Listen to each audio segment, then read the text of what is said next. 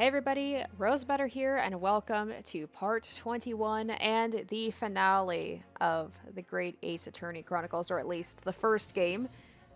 In the last episode, right when everything seemed completely hopeless, Shomes and Susato came through and have delivered a package with a specific item, and we have to use that item to try and solve this whole case. And having finished the trial already, I have to say this ending was quite good. So I hope you guys are looking forward to the finale of this game, and stay tuned to the very end for special news on what the next game I'm playing is going to be, because you guys are going to help me choose the game. So anyway, without further ado, let's go ahead and let's finish off the Great Ace Attorney Chronicles.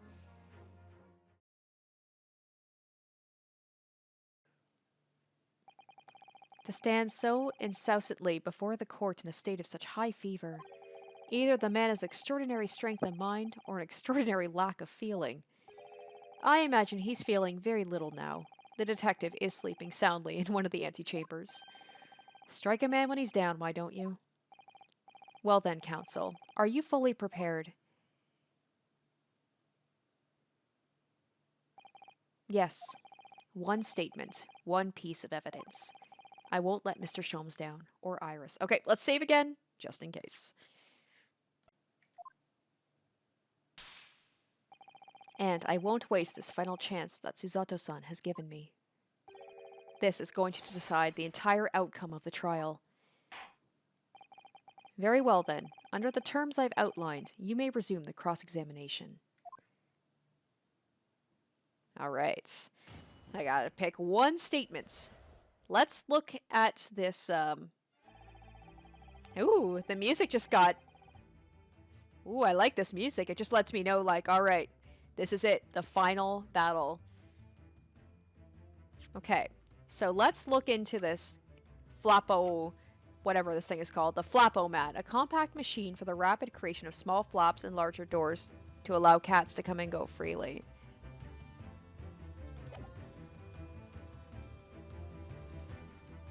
Okay.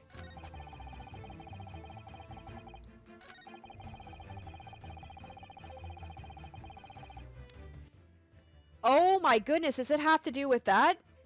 Because I've been saying from the beginning, I was like, it's impossible for... It would be impossible for him to, like, or for Gina to throw a gun out of just a little peephole. But if a door was made, I don't know... So Susato did something with that door. Because I was thinking, like, did that door exist when we first showed up to the, Okay. I'm guessing it's... Hold on. It's the thing about throwing the gun, right? She tossed the gun out of the peephole, so I picked it up and made my escape. Okay. I'm guessing it's this, because... I don't know if that door existed the night that we showed up, because I'm trying to think back to, like, the cutscene where Ryunosuke looked inside the peephole, because when I saw the picture of that door with that, like, it looks like almost like a thing that was cut out. I'm like, was that there before? Okay, let's hope this is it. One chance. Let's go. Yes! Alright. What on earth is that eccentric contraption, counsel? Oh, it's my cat Flappo-mat, my lord. It makes a way for cats to get in and out of a room. It can cut through any door you can think of, and make a new little door in the middle of it. That's right, my lord. It's a device for creating so-called cat flaps. Small doors for cats to come and go as they please, without their owners having to open the door. I'm sure we can all work that out for ourselves. But that cat lover's contrivance has no possible relevance to this case. Oh, really? Oh, he said it as I said it. Of course it doesn't. To start with, there was no cat flap in the pawnbroker's door. Oh, shit. Well, look at that. So that wasn't there when he showed up that night. So did Susato go in afterwards and make that... Okay, hold on. I gotta... What? Not being a keeper of cats myself, I'm afraid I failed to see what this has to do with the matter at hand. Perhaps it would help if I described its function another way then. This contraption is able to create a peephole in any door you can imagine in practically no time at all. I beg your pardon? A peephole, you say? 2 nights ago, we arrived at the scene only minutes after the murder of Mr. Windibank had taken place. Yes, he's gonna say there was no door, right? There was a wait, okay, was there the door there? Hold up. Okay, let them explain it. Alright, that's right. According to the paperwork at the yard, it was you, your Japanese assistant, and Sholmes. Yes, the 3 of us were together, and it's recently come to my attention that my assistant made use of this device at the time. Your assistant did what? There was a peephole in the storeroom door. I can attest it. Okay, there was a peephole. I thought I remember him looking inside the keyhole. Because I looked through the peephole myself in order to see inside the locked storeroom. This is ludicrous. What are you trying to say? Oh! I see. I see. So she made, when she arrived at the scene, there was no peephole. When he was there, he had already left. It was after they came in. Susato used the device to make the peephole at that moment. So there was no peephole when he was at the store. So there's no way that the gun could have been thrown out of the room. I see. So he must have come back at some point and noticed that there was the peephole? Because how did he know that the peephole existed unless maybe he got information from the police? From Gregson? How else could I have witnessed the crime, for pity's sake? Yes, how could you? Oh, what? Counsel, kindly say what you mean. Alright, it's time. Time to strike the final blow. Is this the final blow, though? Is it? What I mean is this, my lord. My assistant made the peephole in the storeroom door, and until such time as she did, the door had no hole in it to look through. What? No! Hell yeah. Oh, I love it. Thank you, Susato. This is a farce. Are you really suggesting that the peephole in the door was... Yes, it was created only after the incident had taken place, by my judicial assistant using this device.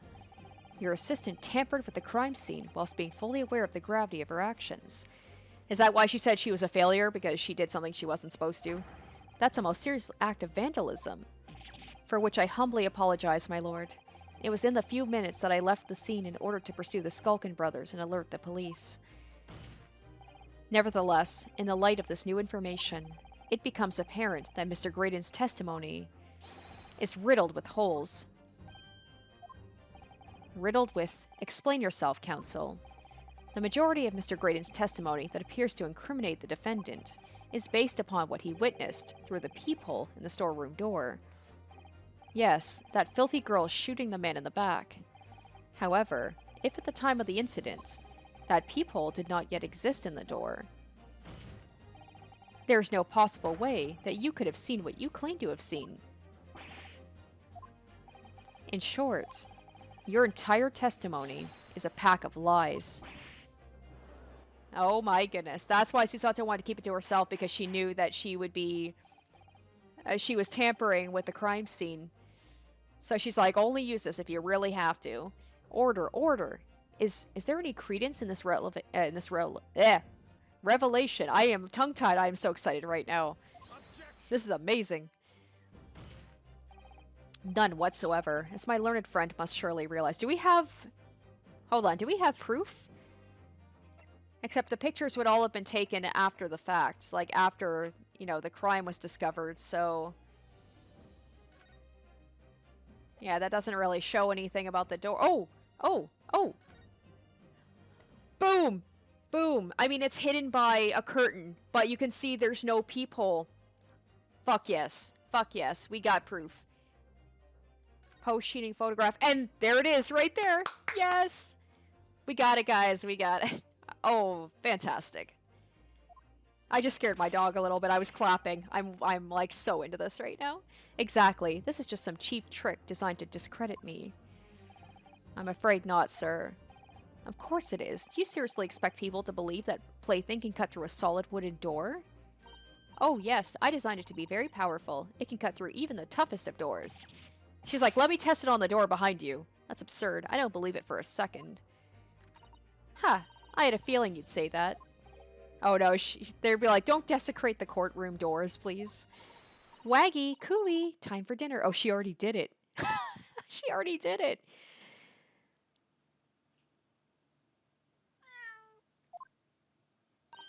Well, young lady, this is the Old Bailey. One does not make cat flaps in the oak paneling at the Old Bailey. She's like, I just did, bitch. I'm not done yet, don't worry. This doesn't mean that the people in the storeroom door at Windibanks was made by your machine. And there's no way you can prove it was. I actually can. I just found proof. Hell yeah. No, but it's easy. What? The cat flaps my cat flapometer creates are all of a fixed size, and the dimensions of the people at Windibanks are an exact match. And now he's going to be like, well, you can't prove that that wasn't there before. And I'm like, actually, I can. Old Silky's lost for words. Excellent work, Iris. Thank you. And now it is my learned student's friend's turn to be lost for words, I feel. I believe your judicial assistant has already left the country for your Eastern Island home. There we go. He's going to be like, so we can't have her testify that she did it. But I can just show the pictures. Well, yes, that's true. Then you may have some difficulty in establishing all of the facts. For the sake of argument, let us assume the people has dimensions that are a perfect fit for this contraption. In that case, when was the peephole cut? The prosecution demands proof of your answer. Oh, I can show it! We have literal the time. We have the exact time, too. Or between the time it was done. What is the purpose of your line of inquiry, Lord Van Zeeks? It's very simple, my lord. The defense argues that the peephole was created after the incident using this device. But now the perpetrator has returned to her native land, she cannot testify to the fact. There is no proof. Ugh. And for as long as the defense remains unable to prove when the peephole was made, my learned friend's claims amounts to nothing more than a baseless accusation. Indeed, that is so, Lord Van Zeeks. Well, counsel? Don't give up now, Runo. This is the time to create your own opening and force your way through. I don't know if I can do this, but I do know one thing. Susato-san is the greatest judicial assistant in the world. Yes, she is. Very well. The counsel for the defense will present evidence to support the claim made. Proof that the peephole in the door of Windibank's storeroom was created after the event and not before. Okay. So I'm guessing I'd have to present this one because, you know, this one shows that the door was made, but they could just be like, well, that could have been, when was that made? But if we show this at 1 o'clock and it shows that there's no peephole, then we know it was made between 1 and 1:30. So, boom. Got it. What are you? A print from the detective's infernal cameras again? My judicial assistant, Miss Susato Mikotoba, is an extremely intelligent and capable woman. Hell yeah. I love it. I love it. Which is why I never had any cause to doubt that she would have considered this scenario and made sure I had the necessary proof. And the necessary proof is this photographic print, counsel. This print shows a scene in the shop moments after the defendant entered the premises. Agreed. And it also shows the accused mercilessly wielded a gun in the direction of the defenseless broker. But more to the point, it pictures the storeroom door in the background. Let me see that print again. I don't believe it. This really is quite remarkable. The door to the storeroom is completely devoid of a peephole of any description. Mr. Graydon, you couldn't possibly have witnessed the crime as you claim to have done, because at the time it happened, there was no peephole in the door. Ugh. In other words, your testimony is a catalog of lies. Fuck yeah, fuck yeah. Ugh, here we go. Are we gonna have the breakdown? Is this it? Do we have them now? Come on. Order, order. I am satisfied the defense has substantiated its claim beyond all reasonable doubt. He's not giving up yet, is he? This witness's testimony was entirely fallacious? That's not the only thing we now know beyond all reasonable doubt. My learned friend's assistant's guilt can no longer be denied. The woman tampered with a crime scene. Oh, come off. Like, seriously? Is he gonna be like, she tampered with more than that? We can't, like, trust any of this stuff. Is that where he's going with this? But, more importantly, good lord, there's more Lord Van Zeeks? The defense may have established a reprehensible instance of perjury. But that is no proof that this man is the victim's killer. Oh, my goodness. Yes, that's right. What? I was there at the scene. It's true. And I was shot in the arm. It's true. But that's all. Yes, in fact, if you look at the circumstances, I am the victim here. Oh, please. I don't believe this, but they're right. As it stands now, I don't have any definitive proof that he's the culprit. Still, he can't worm his way out of it now. Iris? You know what they say.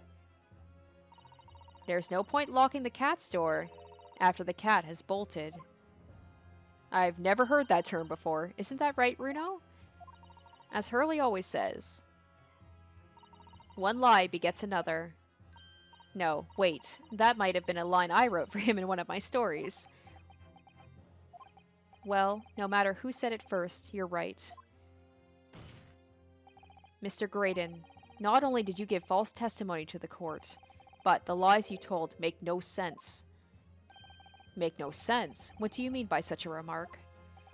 What you said in your testimony reveals that you know something you shouldn't have known. Right? Yes, I said this. He knew about the peephole. Unless he came back to the scene of the crime and saw the door, how would he have known about it, right? In other words, there is a fundamental inconsistency in your statements. What? Objection.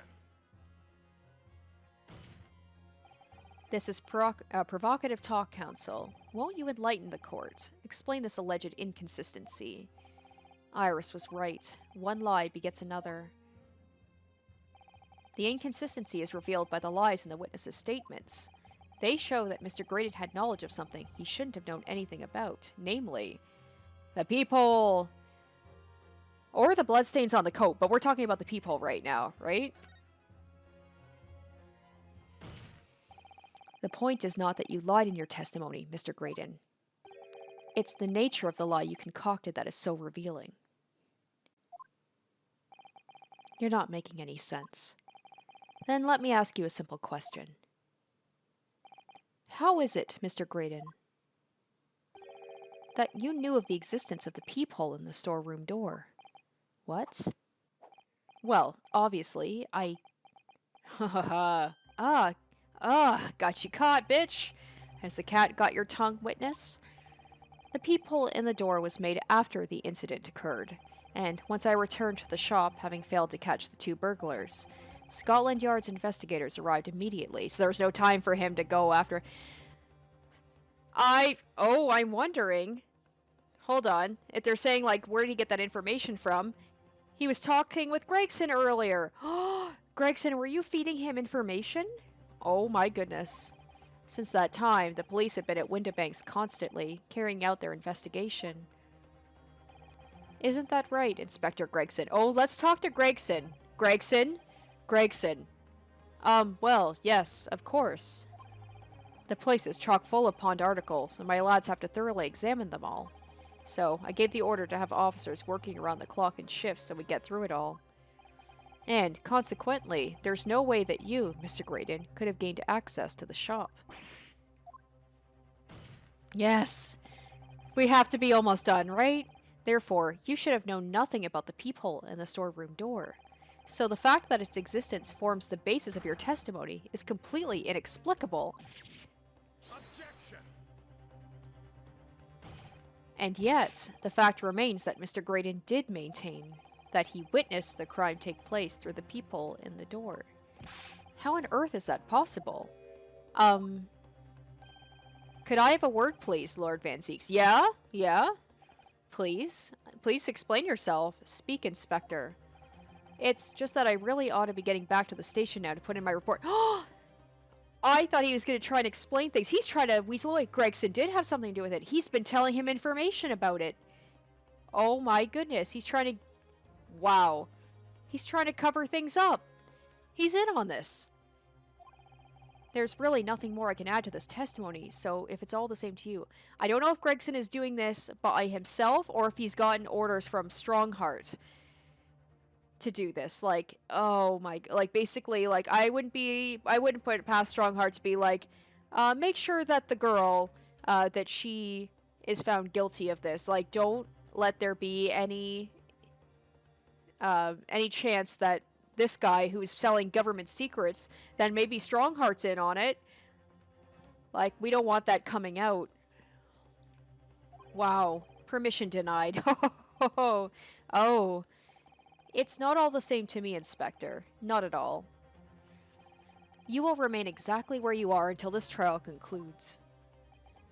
You're in the hot seat, Gregson. I need to talk to him. Of course, sir. He's been so weird. Mr. Graydon. You shouldn't have known about the existence of that peephole. Which can only mean that you must have been informed about it by somebody else. Oh, it's nobody but Gregson. Gregson, man, I wanted to believe in you, but you're gonna have some explaining to do, sir. Objection. Stop there, my learned friend.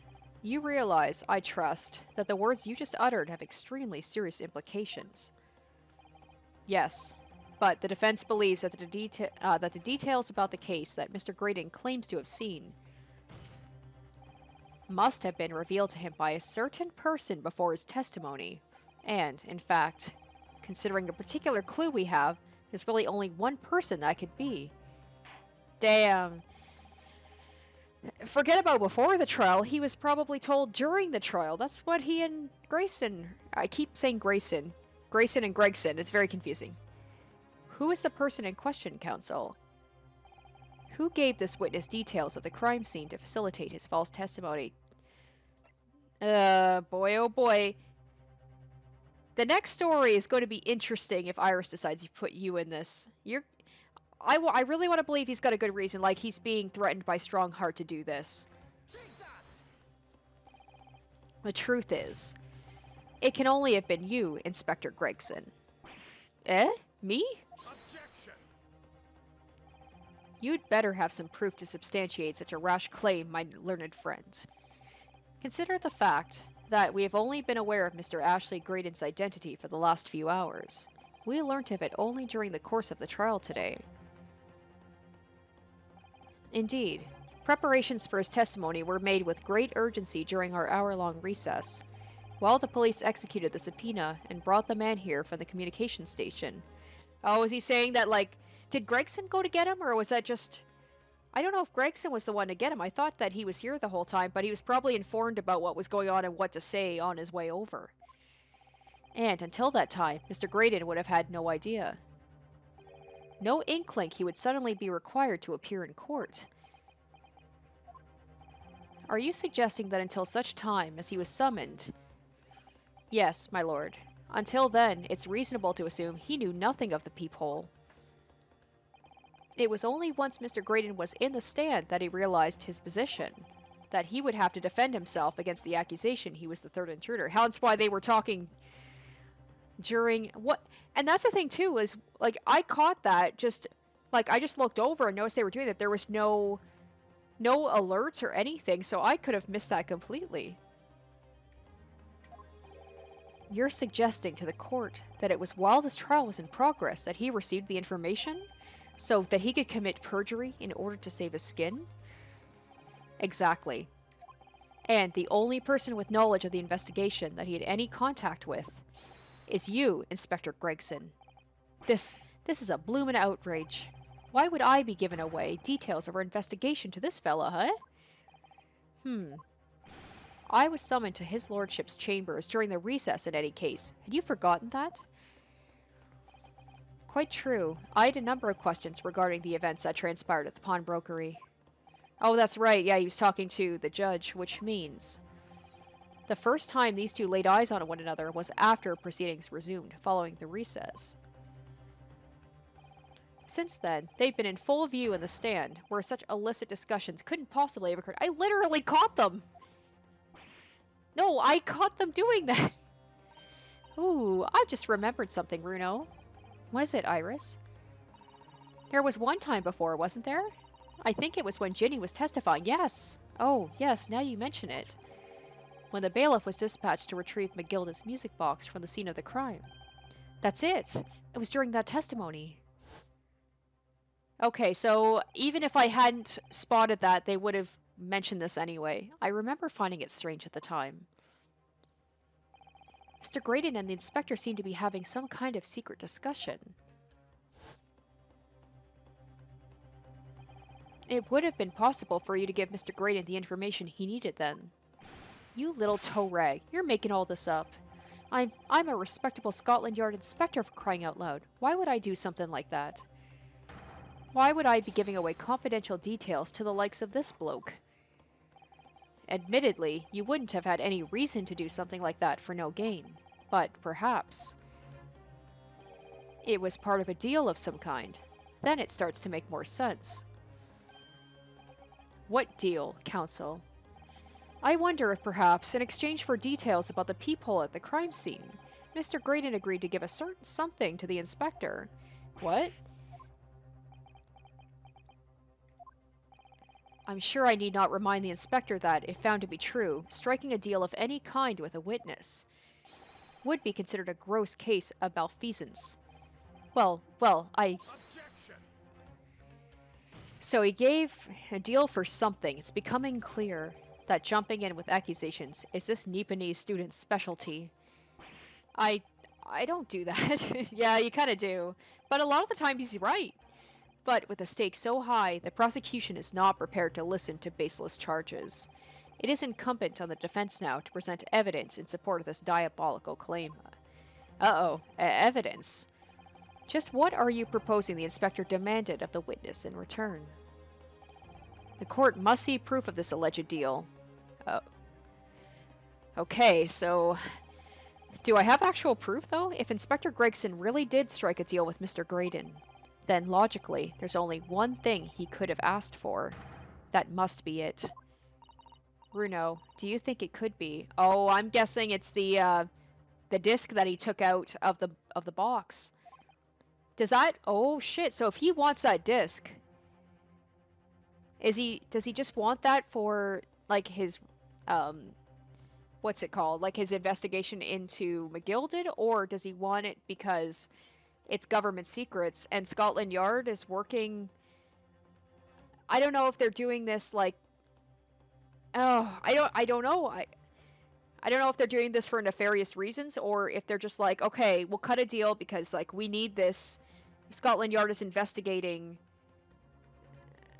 But no, Graydon wouldn't give that. Oh, because if Graydon gives up that disc, then that proves that he is, like, you know, giving away government secrets. And that seems worse somehow than murder, because they said it was a capital punishment. So it makes me think that Strongheart and Scotland Yard are in on, like, selling these secrets, like these government secrets. Okay, that's enough talking. I'm sorry. I'm just trying to, like, figure things out. It's the missing link that would join all the dots together in this puzzle. Literally, dots and dashes. I must press you for an answer now, Counsel. What evidence explains the nature of this alleged deal that Inspector Gregson made with a witness? Okay.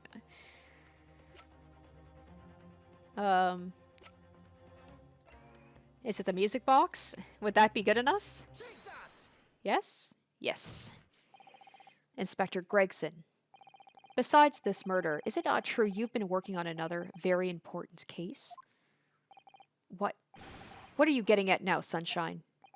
Is it possible this other top secret case is what's alluded to in this newspaper article here? Like, is he just basically cutting a deal like, we want the discs? The discs are, like, selling the government secrets is more important than a murder of a pawnbroker. So if you just give us that information, we'll try and, like, get you a plea deal or get you out of this. The classified secrets being leaked overseas from the Ministry of Justice. How the bleeding Nora could you? Because they said from the Ministry of Justice, right? So that made me think like Strongheart's got something to do with this. We discovered during the course of this trial the music box deposited at Windibanks by Magnus McGilded, a special music box designed to play 2 discs at once. It would seem very likely now that encoded on the pair of discs that were in McGilded's possession are the leaked classified secrets.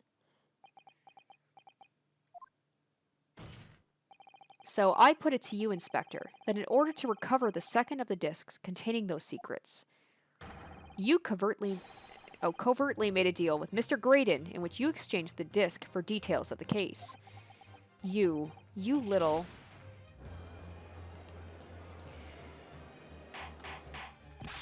Order.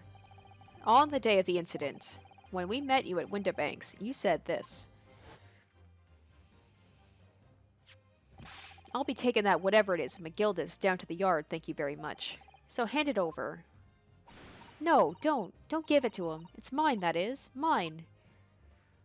I'm sorry, miss. But anything belonging to McGilded has to be taken in as evidence now.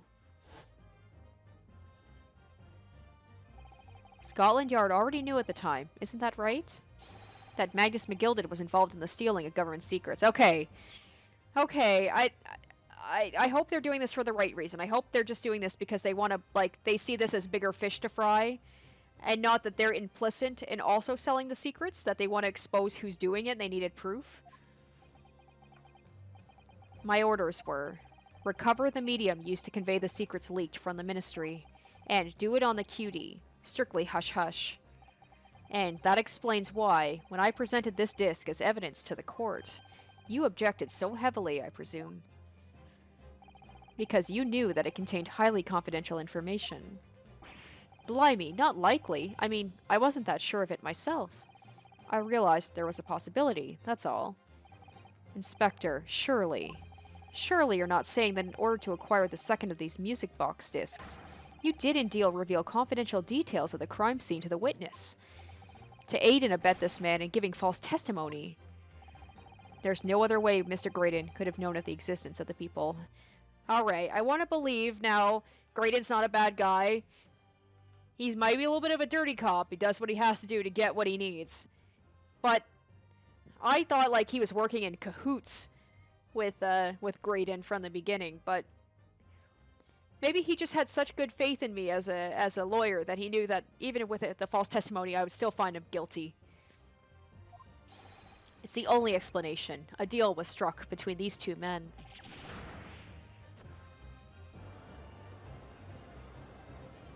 Objection.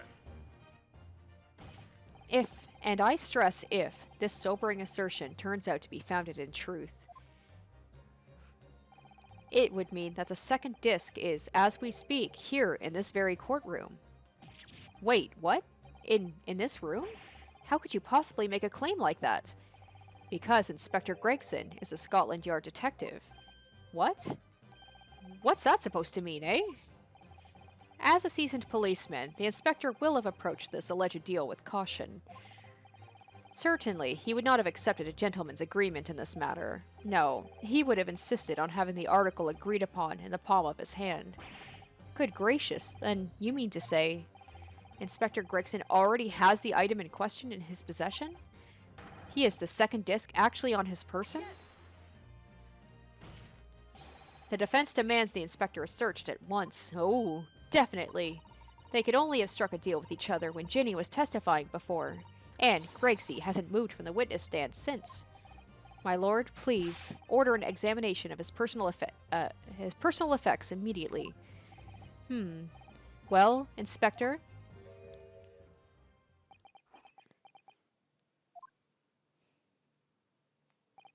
This young lad wants to tone down his imagination. He's insulted me in my profession quite enough.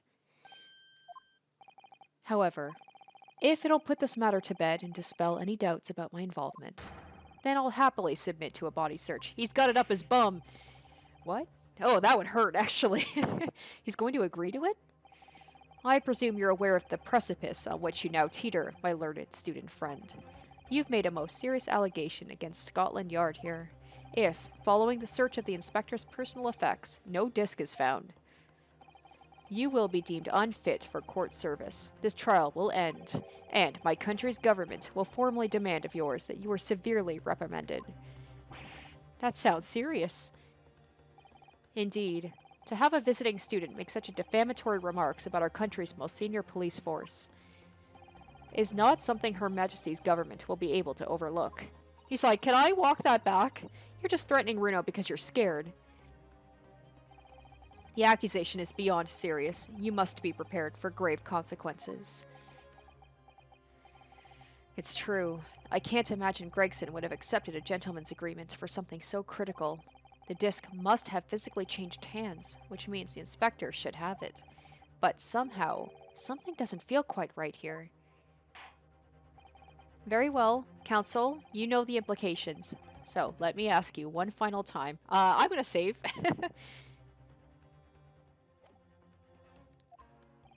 Yes, my lord. Do you still persist in formally requesting a search of the inspector's personal effects? Search him, search someone else, withdraw the request. Let's search him. I saved, so even if it's wrong, that's okay. Yes, the defense demands that Inspector Gregson is searched at once. I'm guessing, by the way, Ryunosuke said that something doesn't seem right, that this is not the right thing to do, but we'll try it. Very well. Are you ready to proceed, Inspector? It's in his fish and chips. Be my guest, sir. I'm guessing nothing's found. And so a brief body search was carried out by the court bailiff. A few short minutes later, it was revealed the inspector had nothing unusual on his person at all. Of course.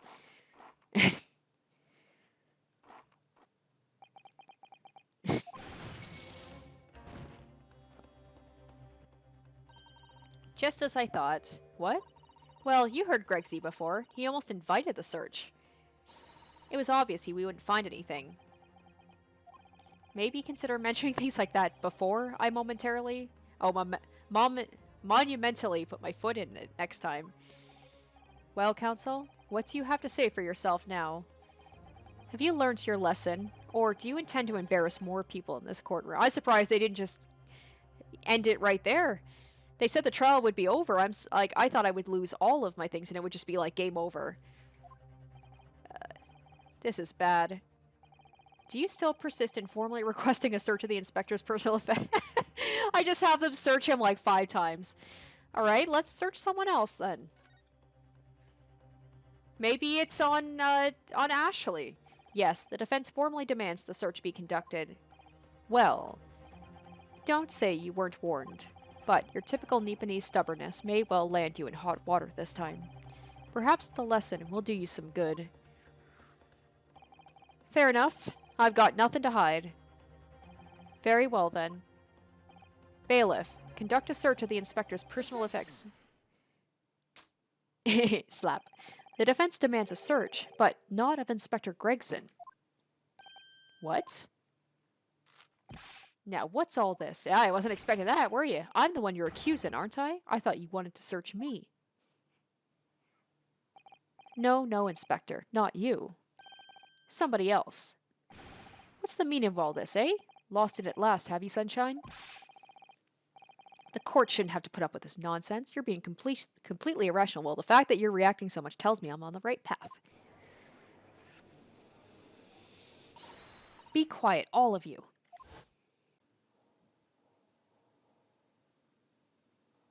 Oh, Iris.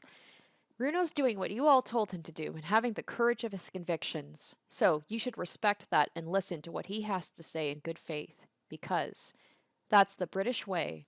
Oh, look at her talking down to everybody, making them feel bad.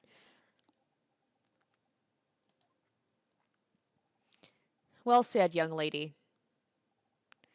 Indeed, this court is in awe of the defense counsel's conviction and eagerly awaits his next words. You what? Now, don't be hasty, my lord. If I'm not mistaken about the things I've seen in court today, I'm fairly sure I know who has that disc at the moment. There's only one person it could be. It's gotta be Ashley, right? Like, maybe they didn't actually exchange the disc. Maybe Ashley just showed him the disc to prove that it's real. Mr. Ashley Graydon, my lord. The defense demands he be searched at once. Very well. I presume you'll not protest, Mr. Graydon. Oh, no. Oh, contraire. Oh, he looks too confident. I think I fucked up again. No. And so a brief body search was carried out by the court bailiff. A few short minutes later, it was revealed Mr. Graydon had nothing unusual on his person at all. Damn it.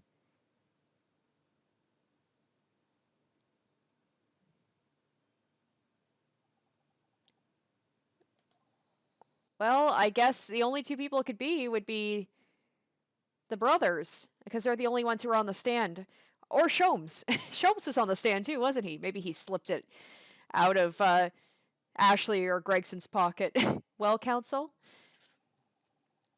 If I'm not mistaken about things I've seen in court today, I'm fairly sure I know who has that disc at the moment. There's only one person it could be. Well, realistically, I've got two people it could be, but I also have two chances, so let's we'll go with Nash. Of my lord, Mr. Nash Skulkin. Oh, shit. Sorry, what did I do there? Well, I never. Eh? Blimey. Me? Him? Very well, then. Bailiff. Restrain the witness and conduct a thorough search of his personal effects. Please, my lord. Oh, yeah, it's Nash, because, oh, Gregson. Yeah, Gregson is stepping in. Inspector? Scotland Yard has to object to this search. There's a lot of objections going around here.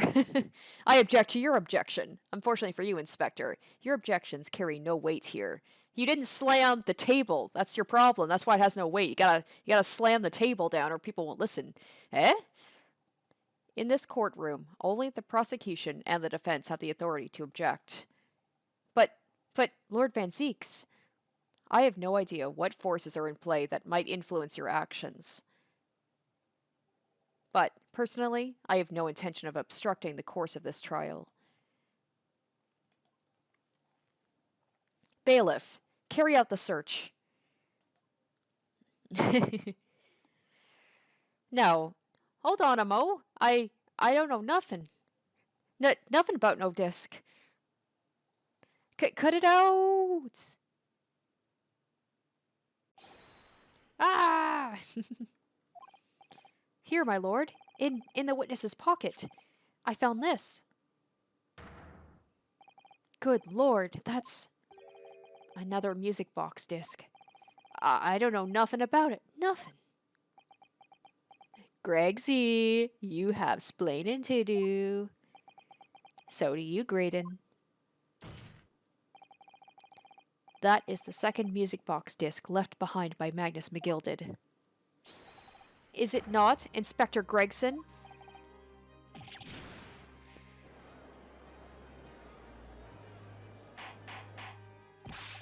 Order, order, order. Mr. Skulkin, what have you to say for yourself? Gordon Bennett, just Gordon Flamin' Bennett. I swear, I didn't know nothing about that disc, honest to God. Counsel, would you please explain what exactly is going on here? The alleged deal that was struck was between this witness and this detective, no? Yeah, I don't know either about why Nash has it, without question, my lord. Then, for pity's sake, why on earth was this man in possession of the disc that the inspector traded for information? Inspector Gregson is a shrewd, calculating man who rarely loses his composure. Oh, when he shook him! When he did he, like... Okay, wait, when he was shaking him, was he, like, patting him down or something to see if he had the disc on him? But at one particular point in this trial, he exhibited some unusual behavior for a brief moment. I don't recall. What unusual behavior? Ah. It was, yes, during my cross-examination of Mr. Graydon. Tell me, Mr. Graydon, when you left the pawnbrokery that night, was it by any chance with the second disc in your jacket pocket? I admit to nothing of the sort.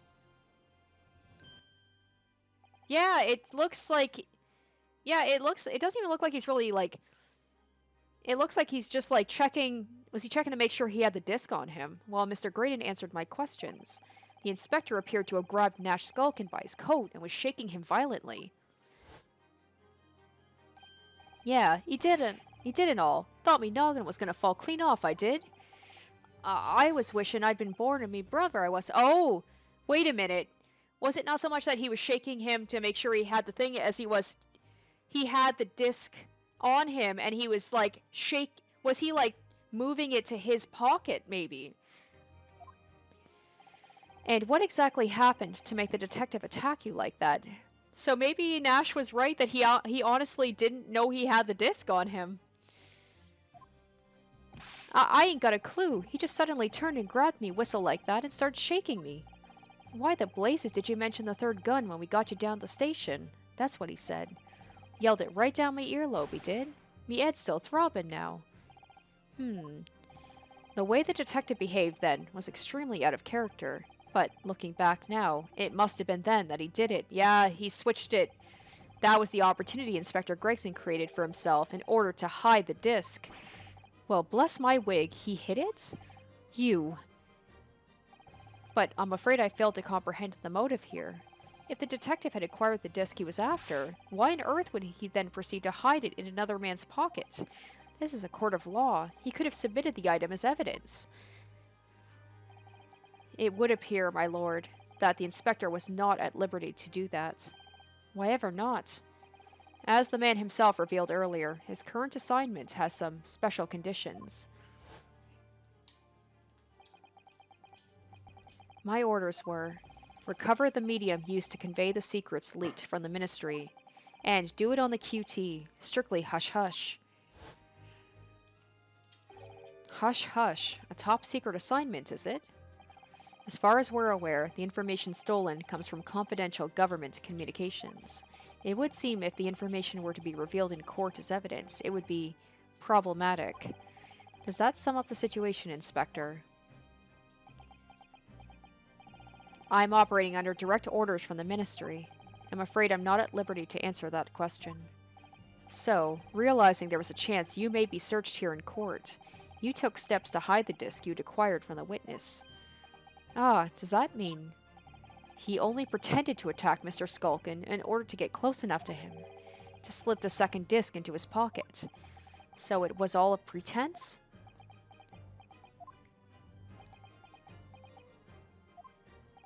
Well now, Inspector Gregson, and you, Mr. Graydon, are you prepared to admit to the accusation made against you of this alleged deal?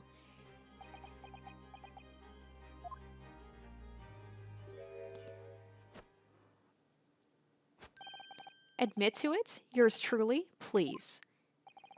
Mr. Graydon, clearly our Eastern visitor has an uncommonly active imagination. However, there's no proof I passed that disc to the inspector. But then, how do you explain the reason why you knew about the peephole? I'm under no obligation to explain. What? Yes, I lied in my testimony, that I admit, so sentence me accordingly. But that is all I admit. Murder, leaking government secrets, striking a deal with a detective, all of this young Eastern man's fancy. I have no idea what any of this is about. You. What?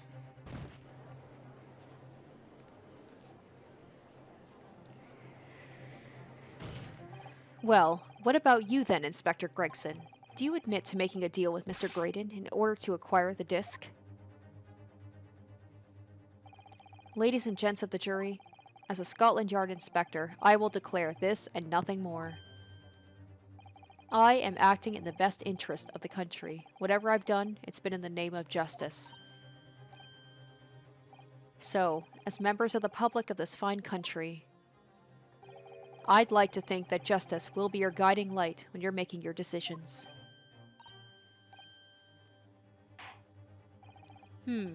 This is quite the quandary indeed. Rarely have I encountered such extraordinary tumultuousness in the concluding of a trial. Nevertheless, in the absence of any further evidence to be presented, I believe it is time that we put the matter to the jury for their final leanings. Is it final, or is it final, or is there going to be something else?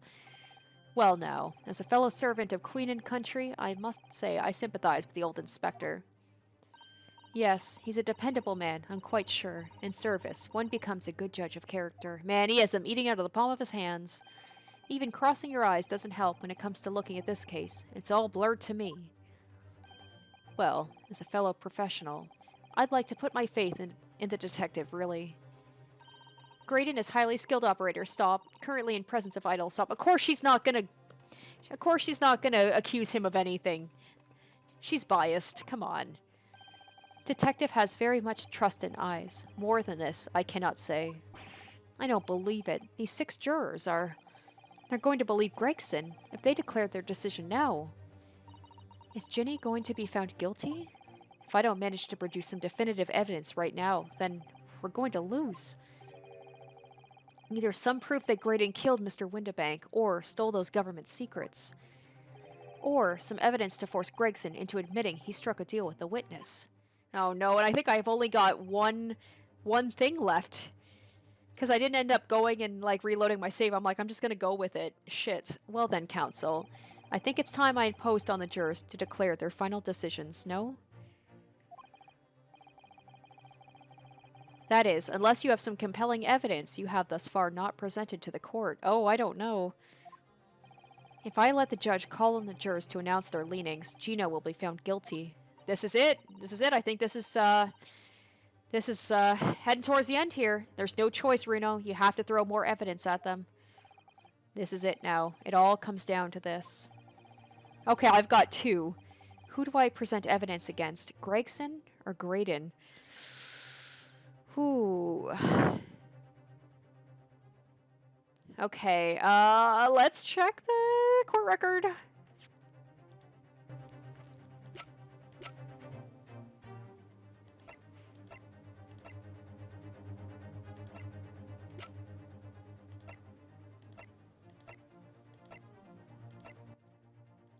I think I'm going to save first just to be on the safe side. Okay, so I got it. Is there anything we haven't used yet? We can't use the blood samples, so no point in doing that. Have we actually used Iris's manuscript yet? I don't think that has anything to do with anything, but... Maybe I need to go... Okay, so I have to prove either Gregson made a deal or that Graydon is behind the murder. And I need definitive proof of this.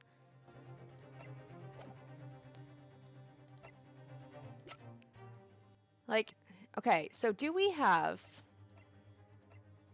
It'd be nice if we had the third gun. I don't know if they could do ballistics tests back then to, like, determine that that third gun, in fingerprints as well, the fingerprints, you know, like, Graydon's fingerprints are on the gun, and proof that that bullet came from that gun. That would be nice, but we don't have the third gun. Okay. Also, why do I not... I wish I had the other disc. If I had the other disc, could we not just play it... We have the 2 discs now. We've got the one, the original one, and now we've got the second one. But it's not in my inventory. It's not in the court records. I don't understand that. Ugh. I feel like it would be easier to do Gregson. If there's a way that I could play the music box and the woman from the jury could tell us what the message is, and we could prove that it's government secrets, then that bolsters. Especially because Gregson he took the disc and he put it into Nash's. Okay, I'm gonna go with Inspector Gregson. God, I hope I'm on the right path because I've only got 2 chances here. Inspector Gregson. There is one final piece of evidence I'd like you to see. Eh? What's that then? If you refuse to acknowledge that you did in fact strike a deal with the witness here today, then you leave us no choice but to examine this piece of evidence thoroughly. Oh! Oh, well, go on. Okay. This is my last chance. It looks like I'm going to have to force his hand here. One final piece of evidence to get this detective to admit to the deal he clearly struck with great... Okay, so I have to inspect something carefully. Is it the disc? Let's examine it first. I should have done this beforehand, but, yeah, this is the original one. I can't... Oh. Okay. Once again, it'd be nice if I had... And then that's the original one, right? That's not... Okay, let me flip that. Yeah, because the blood's on the other side. Maybe I need to present this and say, alright, well, let's put the disc in and let's see what it plays. It's the only thing I can think of because I don't have the other disc in my court record because it wasn't formally submitted. Okay, we're going to go with this, guys. Let's hope this is right. Please? Yes? Please, okay. Is that Mr. McGilda's Peculiar Music Box, Counsel? Yes, with a disc already in place, ready to play. Okay, yes, they are. They're going to be like, all right, let's just take the other disc. Let's put it in. Good. I think perhaps now would be a good time to listen to the sound produced by the music box again. Only this time, with the second disc we just discovered set in place as well. Goodness, this disc, Counsel. No, wait, I can't let you do that. Aha, so are you gonna admit to it? Because we're gonna have to play it in court, and you want to keep this a secret, so you're gonna have to admit to it. Alright, we got him. Why not? Because it's got nothing to do with this case. That's why. I wonder if I could have presented anything to make Graydon, to prove he was guilty. I have no idea if I actually had anything, so... Not true, Inspector. Eh? The defense has already proposed that the sounds heard by the court earlier from this music box were part of a Morse code message. We know Morse code comprises of 2 distinct tones. The defense believes the second disc contains the second tone needed to complete the message. And now we have a chance to confirm that theory. For crying out loud, Sunshine, we're talking about state secrets here. If you go let in the whole courtroom hear confidential information like that, it's treason. Then, do you admit the charge? Okay, yes, I've got him backed into a corner. Either we play it, or he's got to admit to it right now. Then in order to protect the state secrets, you engage in unlawful dealings with the witness. You're mad. If you let that secret information out into the public domain, you'll be making an enemy of the entire British government, you idiot. Let's not forget, Inspector, that you, a Scotland Yard officer, leaked confidential case details to a witness. That you continue to lie to the court, and all because, by fair means or foul, you're determined to do your duty. Well, by fair means or foul, I'm prepared to do mine. And we're not so different, Gregson, I guess. Don't you dare. I will stop at nothing to protect my client. I don't care who I make an enemy of.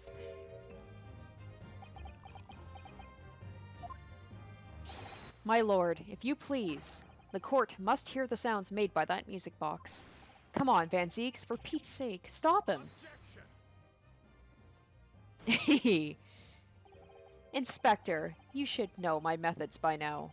I'm a prosecutor. I'm no Scotland Yard puppet. Ugh.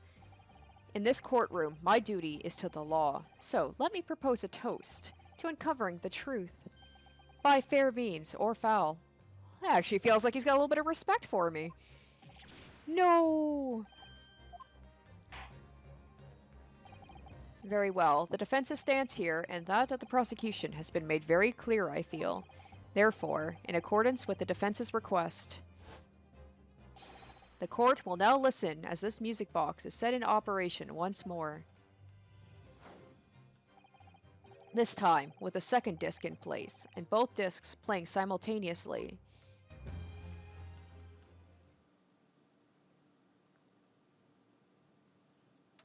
I'm surprised that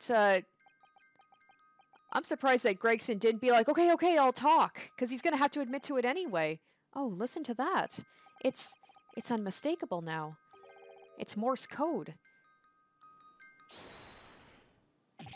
All right, I admit it. Whatever you want. But for the love of God, shut that bloomin' box up. We got it. We got it. All right, Gregson, you're going to talk, but will Graydon talk, or is he going to be stubborn to the end? Let me ask you again then, Inspector Gregson. Did you, or did you not, strike a deal with the witness next to you in the stand, Mr. Ashley Graydon? Specifically, did you furnish the witness with confidential case details in exchange for this music box disc? Did you reveal the existence of the peephole in the pawnbroker storeroom door, Inspector?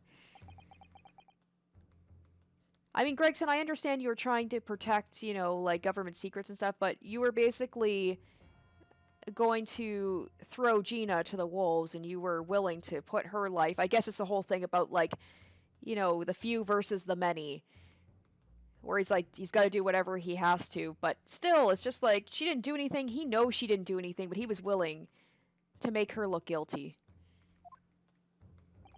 I did. Stop. What are you doing, man? It's all over, Graydon. Or Milverton. It's all exactly like the young Eastern lawyer said when the trial resumed after the recess and we were stood here in the stand together. That's when he approached me with the deal. Shut up, you imbecile. Shut up! Psst, you there. You're the detective who turned up at the pawnbrokery the other day, aren't you? I may have something you're looking for, Inspector, with me at this very moment. So how about a trade? I suggest you accept. Or information that may make certain individuals uncomfortable will soon become very public indeed.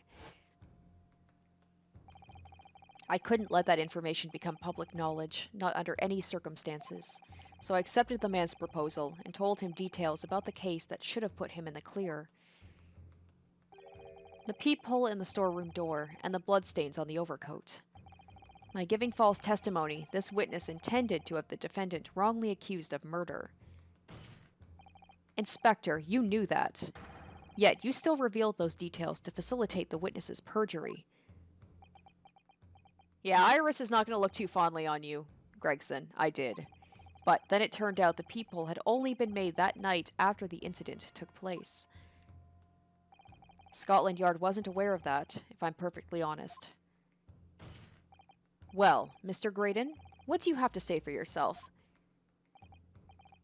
You got nowhere left to go, dude. I can't think of anything you can pull out of your ass at this point. Even a Scotland Yard officer has admitted that he gave you information to make you look innocent. There's nothing, and no one left for you to hide behind. You struck a deal with the inspector in order to escape conviction of a very serious crime. Namely, this. You are the third intruder who broke into the pawnbrokery on the night in question. And you perpetrated the murder of the proprietor, Mr. Pop Windebank. Here comes the breakdown. You. Here we go. Traitor! Oh, shit. Whoa. Okay, now you're gonna try and, murder a Scotland Yard officer in court. I guess he's got nothing left to lose, but...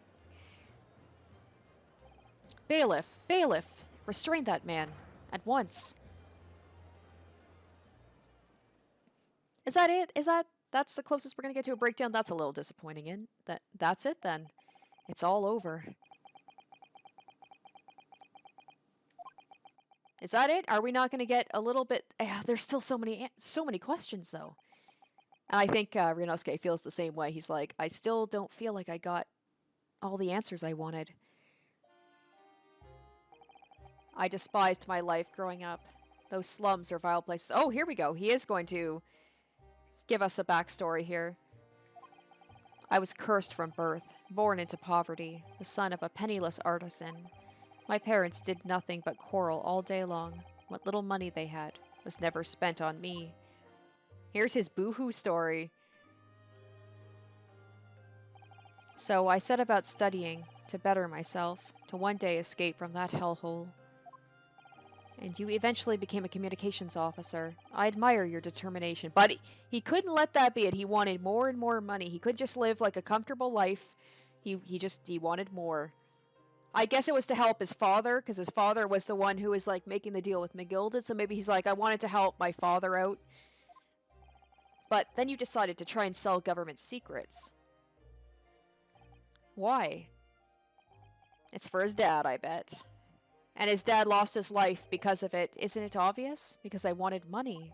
Even now, years later, the nightmares of my life in the slums wake me in the small hours. I wanted to drown them out, with more money than anyone who lived in that squalor could ever imagine. Oh, well, never mind then. Then, one day, I met him. Mr. Magnus McGilded. You're a fiend with a core... Jesus, wow. Okay, let's try that again. You're a fiend with a queer talent, so you are. I have money to throw your way if you're interested. All you need to do is go along with me. Little plan now. I was to steal the ministry's telegraphic message logs, and McGilded would buy them for a handsome sum. As I was responsible for inspections of the ministry's communications office, it was a simple enough task. The lure of the devil's offerings, how easy it is to succumb. But you must surely have realized the seriousness of the crime you were committing. So I wonder if he got his dad involved just basically as like a patsy so he wouldn't get his hands dirty, just like basically have a middleman. Or if he told his dad like, I'll give you money if you help me out with this. And for that reason, I took great lengths to ensure my actions were untraceable. By using the music box. My father was a brickmaker, though my mother divorced him when I was still a child. Yes, Mr. Mason Milverton. That's right. He was very skilled with his hands. He'd once been a music box maker's apprentice. Oh, okay. I imagined his skills would be sufficient to create a machine that could generate Morse code. So I sought out my father again, to employ his services. It was the first time I'd seen him since I left the slums 10 years earlier.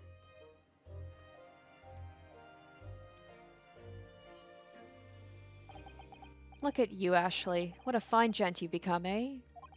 He was a different man to the one in my memory, a thin, frail old man. But poverty had never broken him, never corrupted him like it had me. I was sure he wouldn't help me if I told him the real reason. So I made up a story. I've got some work for you, Father. I need some music box discs made. Music box discs, eh? A musician friend of mine has written some music he wants to sell to the public. I've brought the score with me. There are 2, actually. I'd be delighted, son. It's been 20 years since I did any work like this, though. Wow, he just got his father roped into it for his own selfish gain. Fetch my tools, would you? They're in the loft. Only came to see his father not to give him money or help him out, but just like to make him things so he could make more money. That's how I had him make the 2 discs. Thereby splitting the information in 2. You were taking considerable precautions indeed. It was to protect myself as much as anything. It meant I could deal with McGilded in 2 separate transactions. The first involved the first of the 2 discs, and the music box for playing them. I exchanged them with McGilded for 10 guineas. Then, on receipt of the second disc, he would pay 1,000 guineas. So, what happened on the omnibus 2 months ago? Was the second part of a deal? The exchange of the second disc? Yes. I'd sold the man information that way a number of times already, but it seems he became reluctant to part with his money. But that doesn't quite make sense, Mr. Graydon, for why was it on that omnibus 2 months ago? Your father, Mr. Milverton, was the one dealing with McGilded, not yourself. When I received the 1,000 guineas after my first completed dealings with McGilded, I decided to give 200 to my father for his troubles. Okay, so he gave him a little bit at least, I guess. Should have split it half and half, I think, but my father realized something was amiss. In time, he worked out I must be involved in something dubious, and when he did, he said to me, "Next time there's an exchange, you'll let your old man do it, understand?" Oh my god! Wow, that's really sweet. Otherwise, I won't take your money anymore.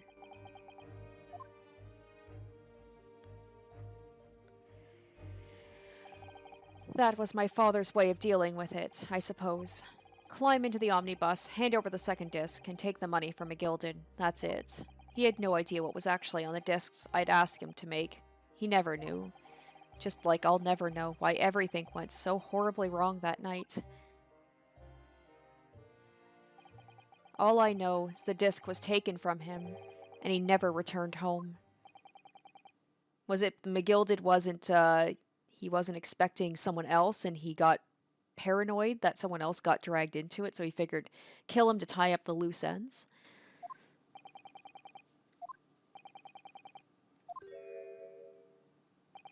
It was only then that I found out what sort of a monster McGilded really was. So, after 10 years of not once uttering it, I swore on my father's name.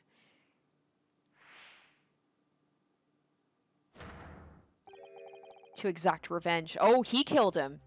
He killed McGilded? Revenge? As anyone with even the remotest knowledge of the man will no doubt be able to imagine, McGilded brought all his wealth and influence to bear in the most despicable of ways. And he knew that. Van Zieks knew that. He probably hated me for defending him to crush any semblance of justice in his trial. The crime scene was tampered with, evidence was fixed, and witnesses were bribed. That trial 2 months ago was a farce from start to finish. My feet had barely touched British soil back then, and I walked into that hornet's nest, completely unaware of the sinister background to it all. I'd made plenty of money out of my dealings with McGilded by then, so I spared nothing in my arrangements 2 months ago. I knew exactly who to hire. If you're willing to pay the price, there are people in the city willing to do anything you ask. McGilded himself had shown me that. Are you saying that... I think you have the picture now. After he twisted everything to his favor in this courtroom to ensure he walked free, I took matters into my own hands and delivered the justice that monster deserved. Okay, well, alright, McGilded's dead. There goes my theory that McGilded, wasn't actually on that omnibus and burnt to death. I'm surprised he didn't come after me for getting the not guilty verdict, to be honest.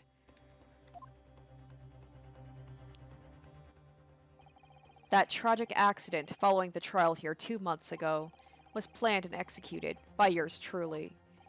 McGilded's death that day was caused by this man. Everything is ready, sir, if you'd like to follow me into the courtroom. What's this, officer? 'Tis sooner than I was led to believe. I hope it's not inconvenient, sir. There were some changes to the schedule, so you bought off one of the cops. Well, I must be making tracks now. 'Tis time for the inspection. They're going to examine the omnibus again, so I'm told. I asked if I could be present for it myself. So, that policeman who came to tell McGilded he could examine the omnibus again. That's right, an imposter, hired by me. McGilded used his wealth to manipulate the trial. He paid people to adulterate the omnibus with all manner of false evidence. He threatened witnesses to lie in their testimony.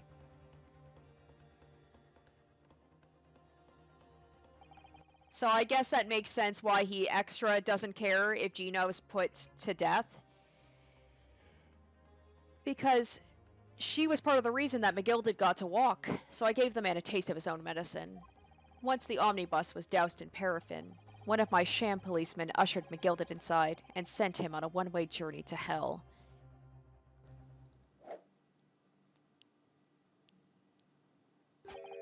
An eye for an eye.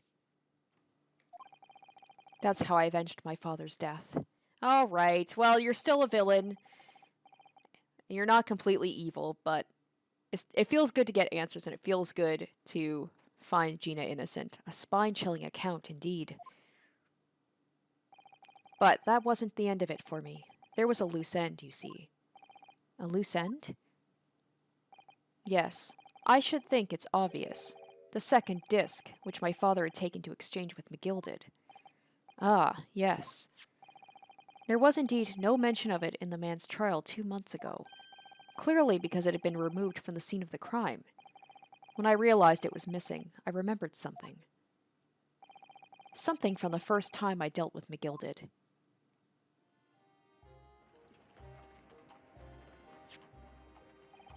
This is the first of the 2 discs, and the music box you need to play them.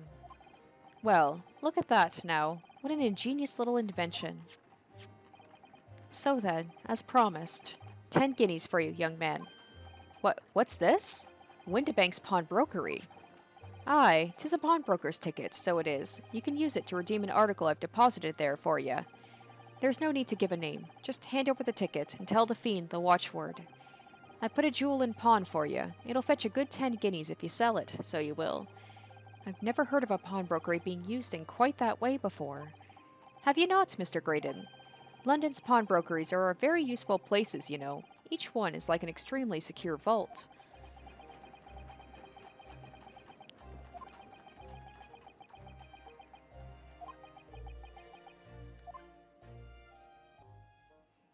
So I knew that if he'd taken steps to hide the disc, it would be in that pawnbrokery somewhere. And on that night he killed my father, he must have entrusted that ticket to someone. Yes, to Gina. I remember now that when we first met you at Windibank's that afternoon 2 days ago, you had a description of Miss Lestrade written down. How did you know who you were looking for?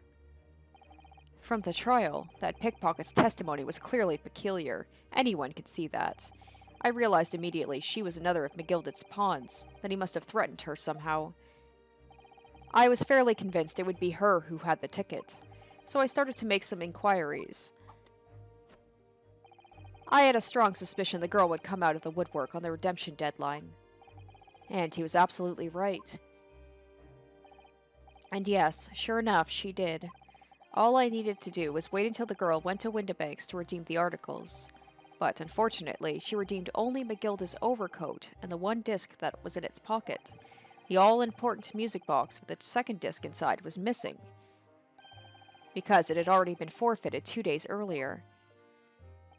But I was unaware of that fact. Had I not been, I could have avoided my nighttime excursion. That's what I said before. I'm like, wouldn't it make more sense for him to just buy it? Okay, now I get it. He literally didn't know. Meanwhile, as our investigation into the stolen government secrets was progressing, we'd picked up on the fact McGilded was involved. Inspector, you've recovered fast. My orders were to recover the stolen information as quickly as possible. So, we started gathering the fellow's possessions and examining whatever we could lay our hands on. We had a full-scale investigation going on at the yard, but we had to keep it as quiet as we could. Then, when the inspector here took the disc from me in the pawnbrokery that day, I became nervous. I was sure the music box and the 2nd disc were still there in the shop somewhere, so I knew it was a race against time. I had to find those articles before the police did.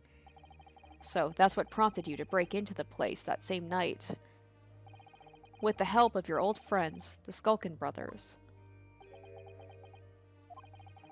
What happened that night in the pawnbrokery, I can only describe as a nightmare. While Nash and Ringo were searching the counter, I'd located the music box I'd sold to McGilded on the shelves of forfeited articles. And the 2nd disc was inside. Yes, I slipped it into my pocket with a very deep sigh of relief. But then, something entirely unexpected happened. What are you doing in my shop?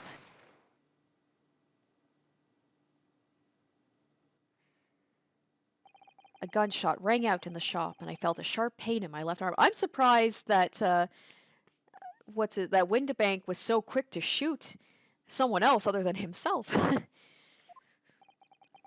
The broker fired his gun, and the bullet pierced your limb. Yes, exactly. But unfortunately, I decided to bring my own gun with me that night, just in case.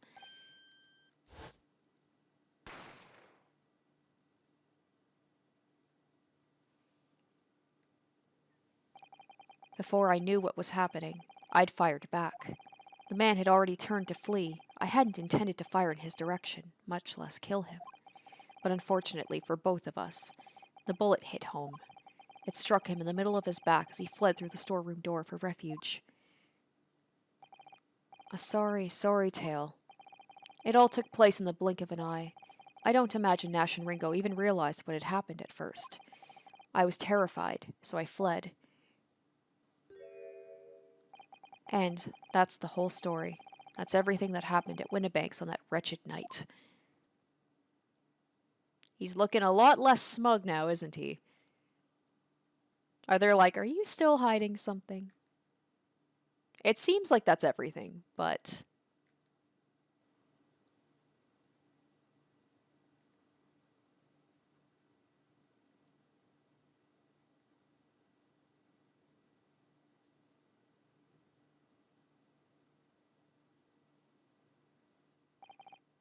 Earlier, you called McGilded a monster. A man who used his wealth and influence to distort the facts and escape justice for the crime of murder. What tragic irony, for what you have done is exactly the same. Yeah, true, right? You've become the very monster you saw and despised so deeply in McGilded. Yes, I think I have.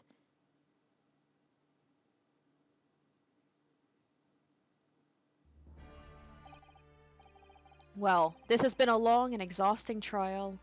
This was a good trial, man. This is, the last trials always tend to be really good, and this is definitely my favorite one of, like, this game, like, the best trial in this game.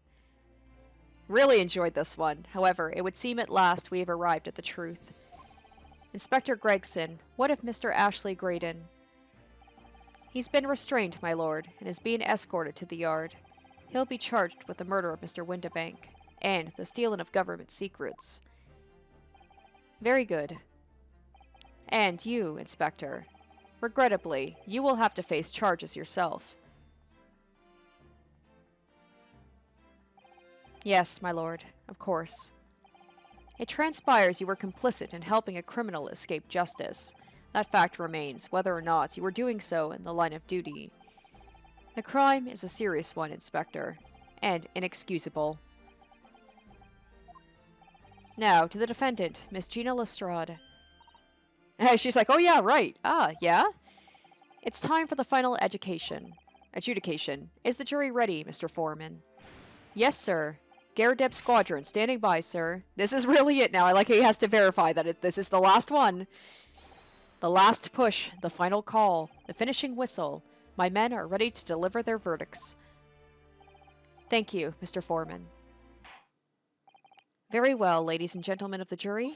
You will now declare your final decisions to the court. Not guilty.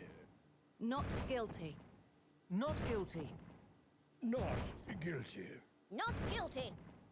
Not guilty.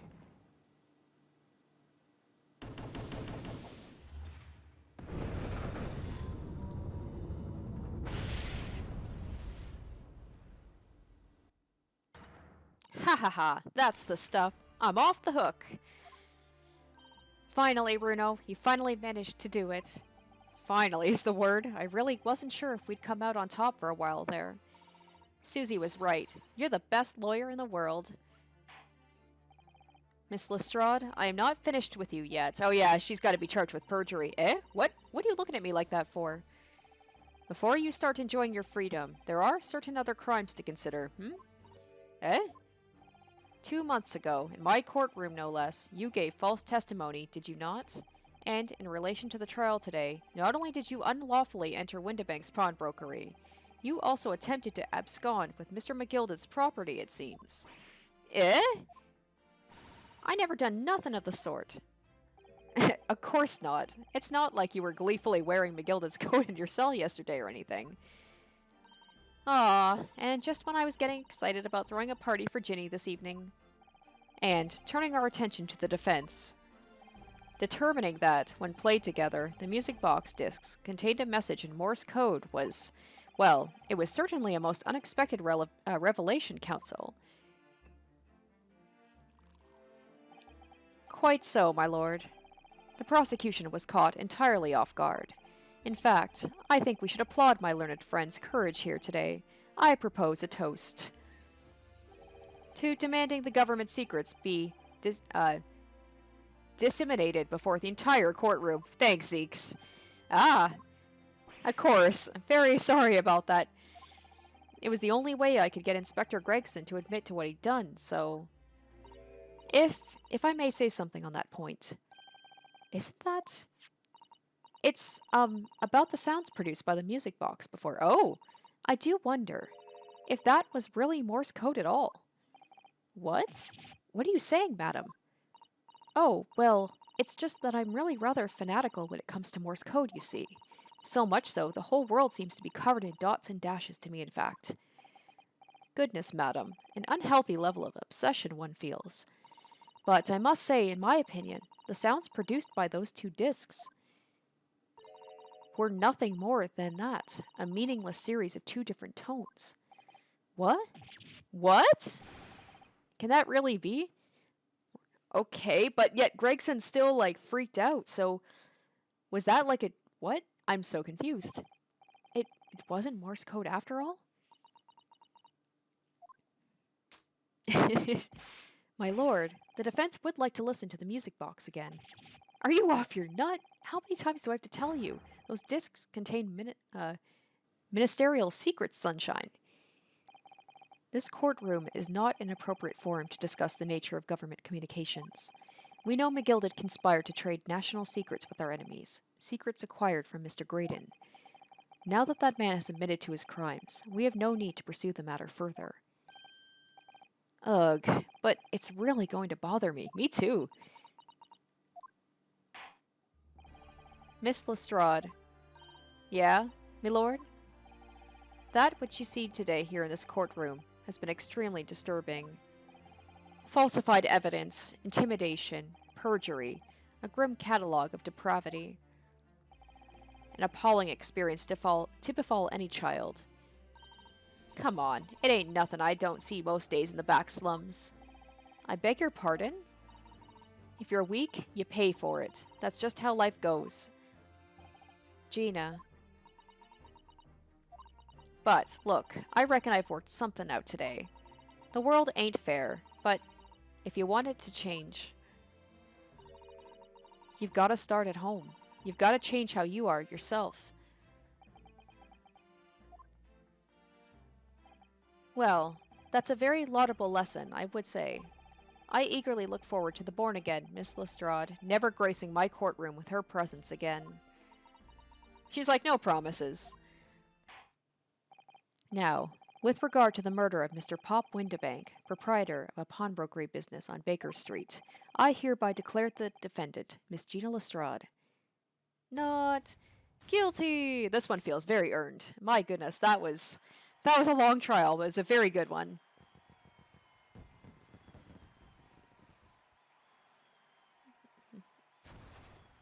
And he's like, also, I'm going to add firing a weapon in court. Also, we're going to add that to your charges. And then also, Iris, tampering with government property by making that cat door. That is all. Court is adjourned.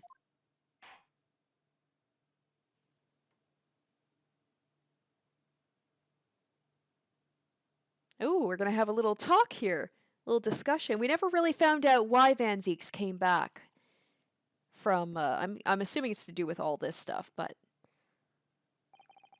on a personal note, I must say you've surprised me, my Far Eastern friend. Oh. Despite being a Nipponese, you saw through the pretense to the malice that festered within that Englishman, and, at the same time, saw through the grime to the surprising heart of your English client. You have a curious talent for judging character, especially considering our very different cultures. He's like, that sounded like a compliment. I don't think there's anything curious about it. Whether we're from the Empire of Great Britain or the Empire of Japan, we're all human beings. We're not so very different on the inside. You know, I took this case for one very simple reason. To lock swords with you once again, here in the courtroom. You did? When I encountered you for the first time 2 months ago, it reminded me. So the first one, he knew something was up with McGilded, and that's why he wanted to be part of that trial. And then all the other times, like the last one, the one with the attempted murder, that seemed like a very strange one for Van Zeeks to take on. Like this one, he probably figured that this had something to do with McGilded, and that's why he would take this case as well. The last one was weird. Literally, he's just obsessed with Ryunosuke. of toasting friendships and trust with another Nipponese, only to find my trust betrayed. Through you, I hoped to look into the eyes of the man I once knew and try to understand. Oh! Kazuma, maybe? What? Because there was Kazuma. Kazuma was coming here for a reason as well. We never figured that out. You mentioned something similar earlier today about total betrayal at the hands of the Japanese. What happened exactly? You're not going to tell me, are you? Well, you may ask. And one day, when the time comes, you will learn the answer, whether you like it or not. But not this game. Not in this game. The next one. Alright, then I'll wait for that day if I must.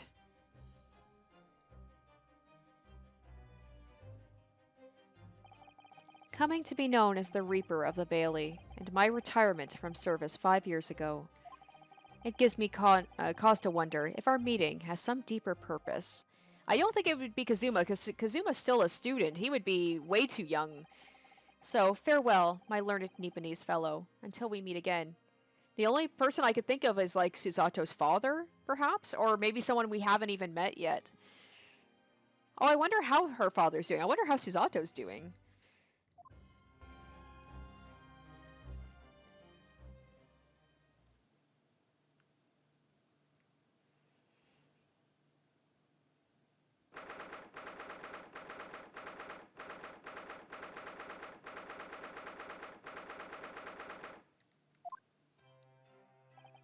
It's done. It's over at last.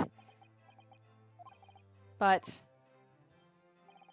where's Iris disappeared to? She's probably gonna go check up on Sholmes. Ah, congratulations, Gina. I knew it all along. I knew you were innocent. Well, you did what you said, Mr. Naruhodo. You believed in me, right up to the end. You're as odd as your name. What's odd about it? I told you I had faith in you, didn't I? No one ever has before, see? Kept a promise, I mean, properly. That's awful. I figured something out today.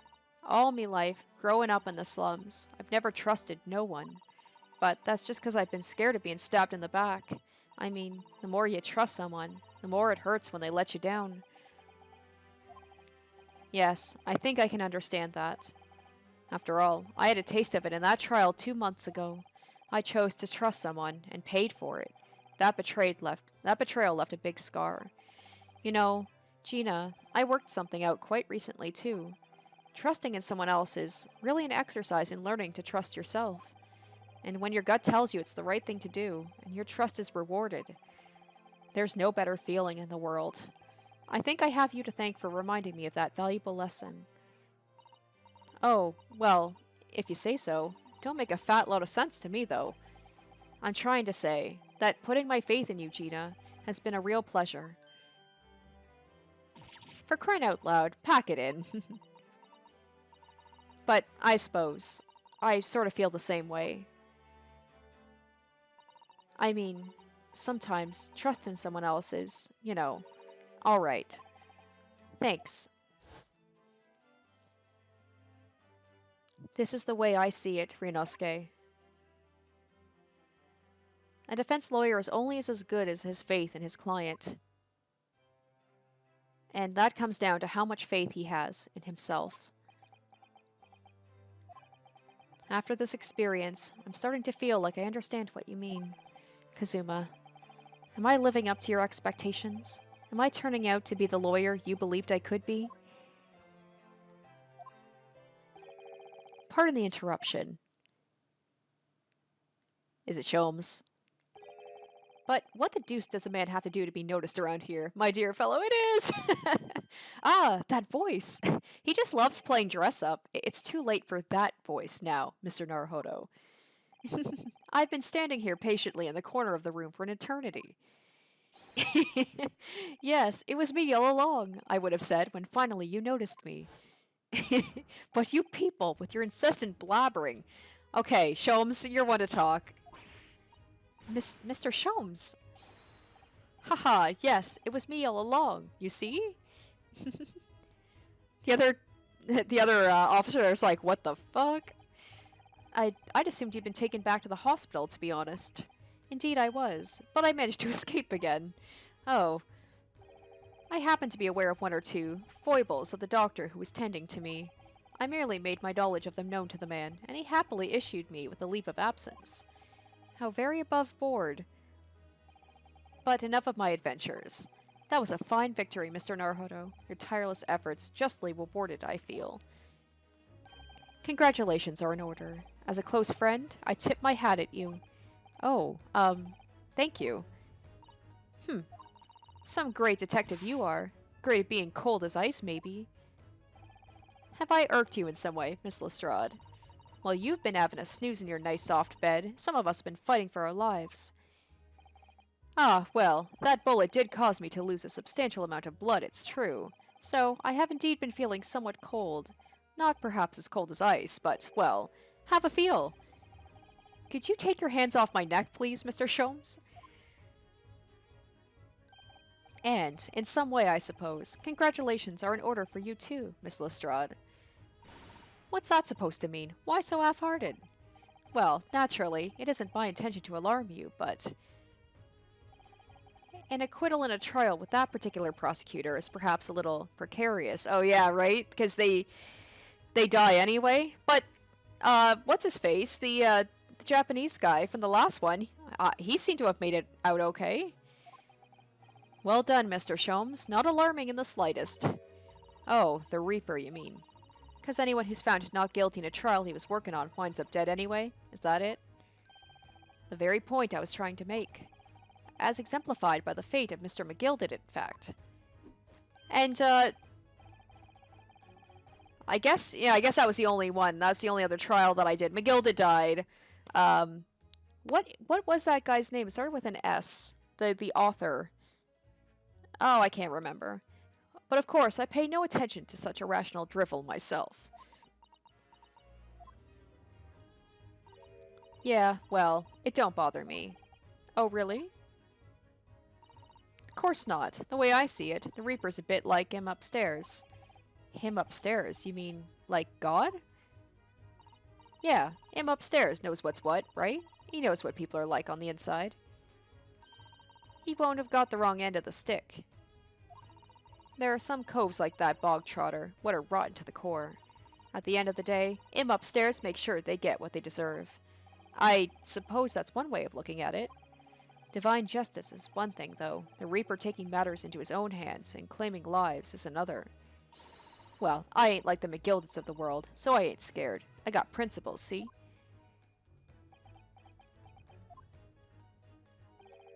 A trait in you which is to be admired, Miss Lestrade. Oi, just give a rest already. As I was saying, congratulations are in order.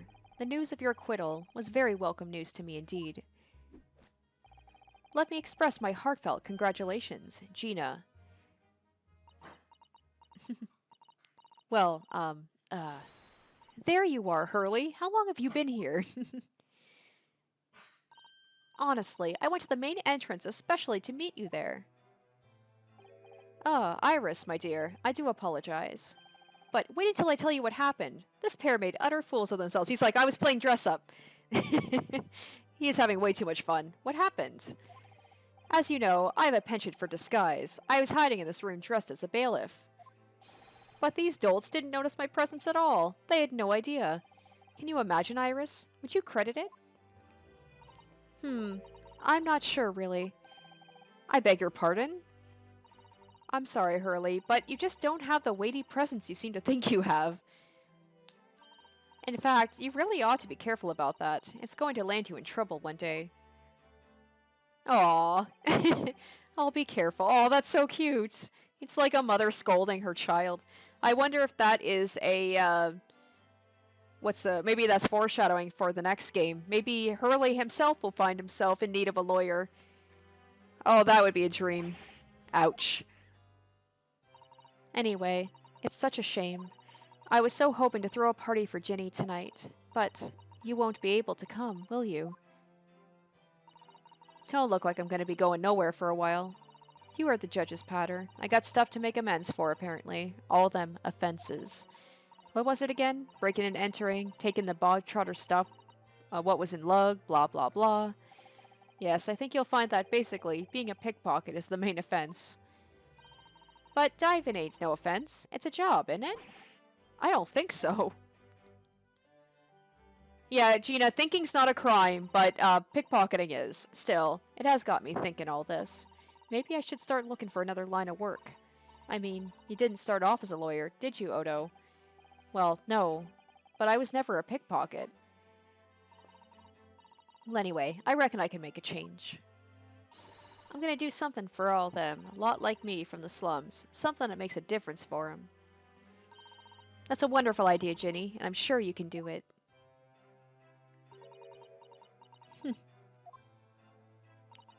What is it?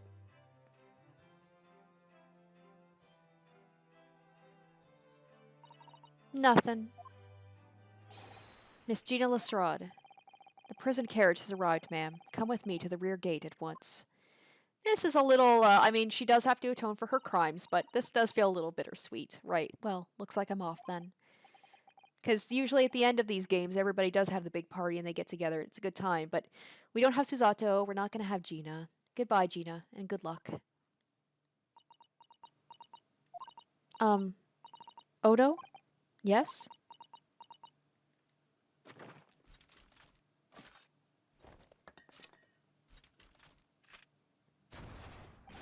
Ah! What was that for? I don't know. I mean, I don't know what to say, so... Ah, indeed. Perhaps the situation calls for a phrase, hitherto missing from your vocabulary, Miss Lestrade. Thank you. Eh? On occasions such as this. I would recommend a simple, thank you. Oh. Oh, yes. It's good advice, Ginny. Right. I see. Well...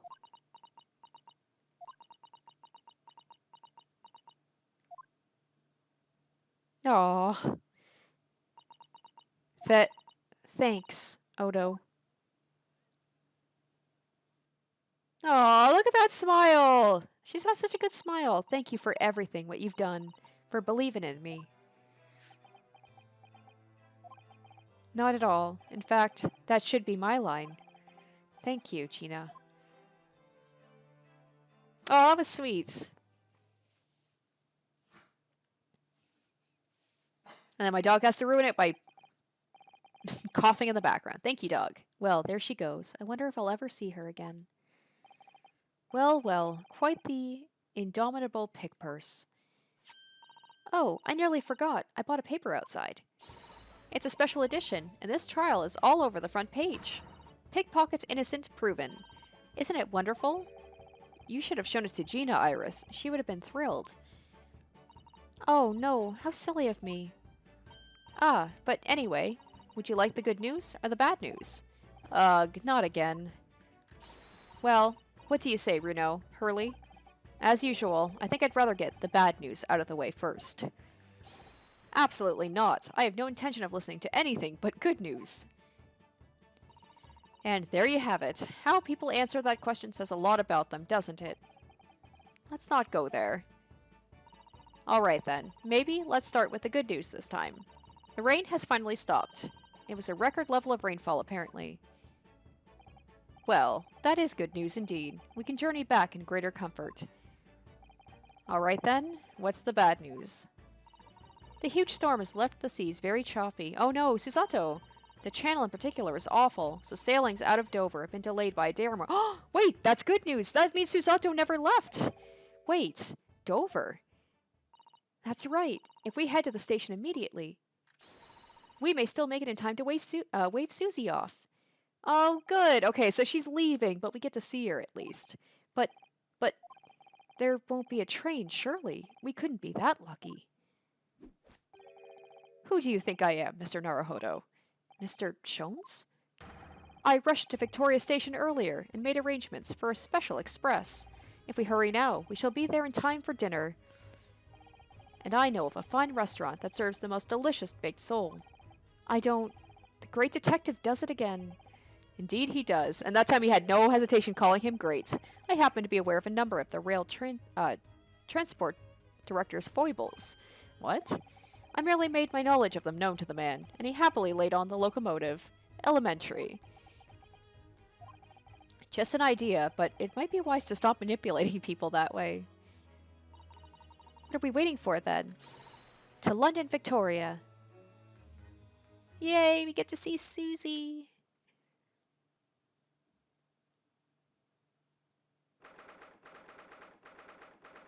It's so pretty looking. That took somewhat longer than I anticipated. Susie's boat must be about to leave now. Miss Susato, where are you? Over there, look! It looks like she's reading something. We still need to get the answers about the whole thing with the manuscript. Miss Susato, wait! What are you doing?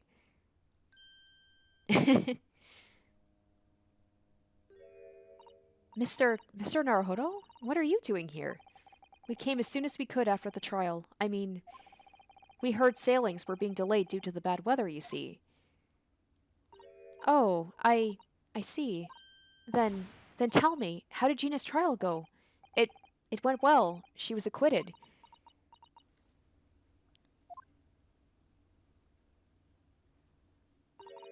That's wonderful. Really wonderful news.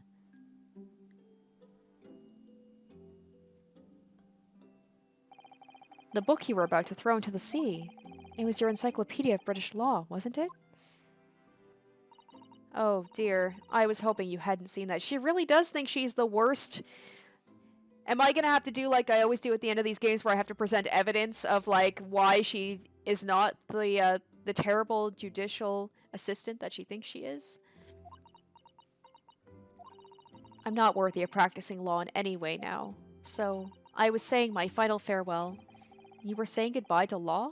You, Susato-san? Would I be correct in assuming? It's because of the peephole, Miss Susato. I deliberately altered the scene of a crime, and then I tried to hide the fact. What I did is utterly unforgivable. That reminds me.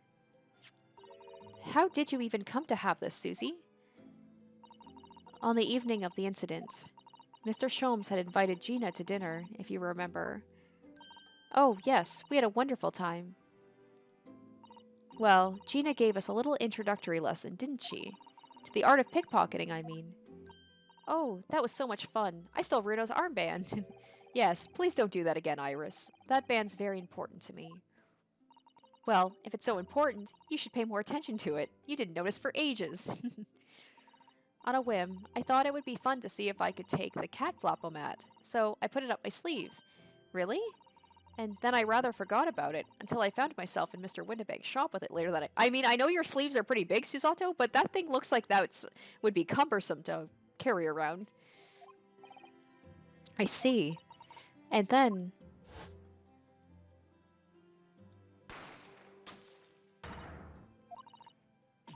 Mr. Sholmes, leave me, Mr. Naruhodo. Right.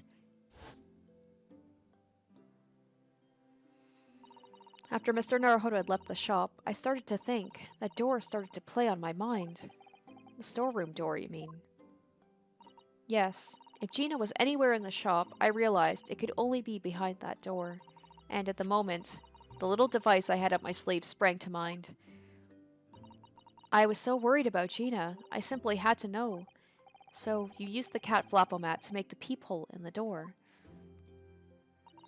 As captured in photographic print of the shop by one of Hurley's red-handed recorders. Indeed, it was of the first importance, that point. Precisely when the peephole was made, that information would prove to me Mr. Naruhodo's greatest weapon. Though naturally, without proof, it would have amounted to nothing. But when I looked through the hole in the door, the sight that met my eyes made my blood run cold. Thoughts started to run through my mind. Oh, is she also, like, she had her doubts for a moment about Gina, and that's why she also feels bad? I remembered that trial 2 months earlier. the trial of Magnus McGilded. I thought about how he had manipulated the evidence and arranged false testimony to secure his freedom. It made the British justice system feel very dark and sinister to me. And then, a terrible thought occurred to me. What if some wicked criminal was planning to do the same thing now? Because from the appearance of the crime scene, it looked exactly as though Gina had shot Mr. Oh, so she never doubted Gina. Even though I was sure she would never have done such a thing. You were worried that the true culprit would try to frame her for the crime. That's right, but then I realized it would be very difficult for anyone to give false testimony in this case. What do you mean? Well, the crime appeared to have happened behind the door of a locked room. For someone to claim falsely to have witnessed it, there would have to be a way to see beyond the door. Oh. For which, a peephole would be the very thing. Only the peephole I had made wasn't actually there until after the crime had been committed, of course. She is so clever. She's, what, 16? And the criminal would know that, so it wouldn't make any difference. But the possibility of a rather ingenious trap was there, was it not? A trap? Is that why she did it? So, is that why you kept it a secret, Susie? You never mentioned that you made the peephole to anyone, not even to the police.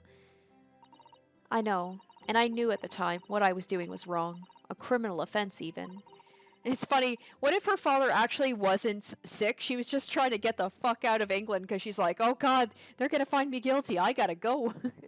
That's why I decided to confide in Mr. Sholmes. And Mr. Naruhodo was completely backed into a corner, with no other possible means of escape. Susato saved us just like she did the first one. The first trial. And I think the evidence also came in a wrapped purple bag, didn't it? The truth about the peephole could save him. That was my plan. She really does think of everything. But then, why didn't you just tell me everything before the trial began? My dear fellow, you're not thinking straight. If she had done that, it would have rendered you complicit in the whole escapade. Oh. You could have been disbarred if you had been seen to have knowingly tampered with a crime scene. So Miss Susato decided to shoulder the burden of responsibility alone. For your sake, and Miss Lestrange's. Miss Susato. The truth is, when it happened, I did it because I'd lost a little of my faith in the law. Oh. I was worried the right person wouldn't be convicted of the crime, but the moment I allowed myself to think that is the moment I lost my right to call myself a judicial assistant. What you did isn't comparable to what he did. Graydon is the one who lied in the witness stand, using that peephole as a way to implicate Gina. And besides, if the peephole inconsistency hadn't existed, I'm not at all sure she would have been acquitted in the end. Miss Susato, what you did saved Gina's life. Well, with your kind words, Mr. Naruhodo, you've saved me too from my regrets. Aw, this is all so sweet. Well, we must all be thankful that Miss Lestrange's freedom has been assured. Well, sort of. Freedom from murder. Yes, exactly. Although some of the loose ends in that trial will continue to play on my mind, I'm sure. But the revelation that the music box disc contains secret messages, Mr. Naruhodo. What a triumph to work that out. I'm full of admiration. Well, actually, that argument wasn't quite as compelling as I thought it was. Oh, it wasn't? There was a communications officer among the jury members, you see, a telegraph operator, and she said the majority of the sounds on the disc were just meaningless tones. As one would expect, after all, we are talking about secret government communications. No doubt they were written in cipher to avoid being readily understood should they have been intercepted. In cipher? I see. So then we could never have hoped to understand the message anyway.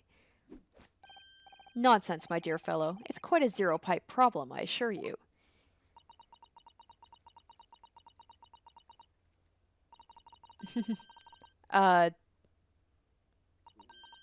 So-G?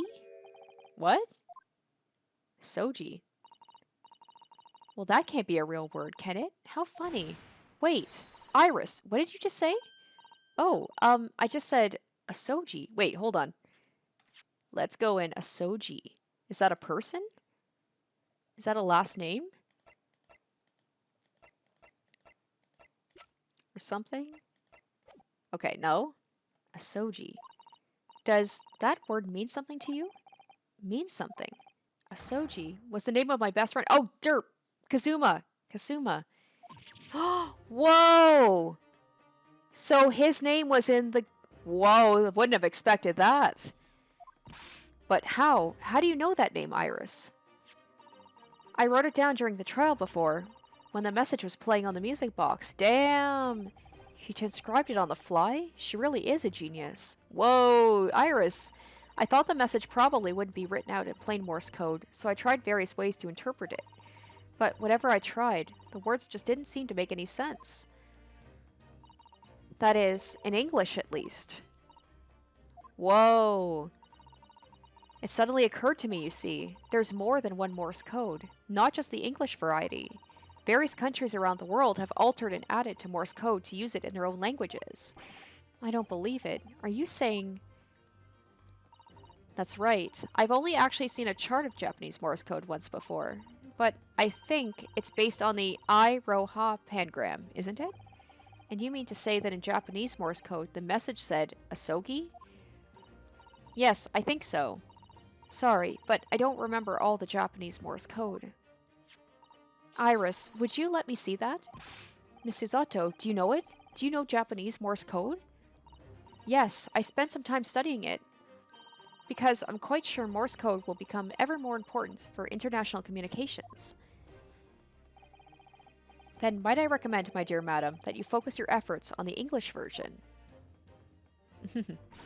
Be that as it may, Iris, show me the message, please. Of course.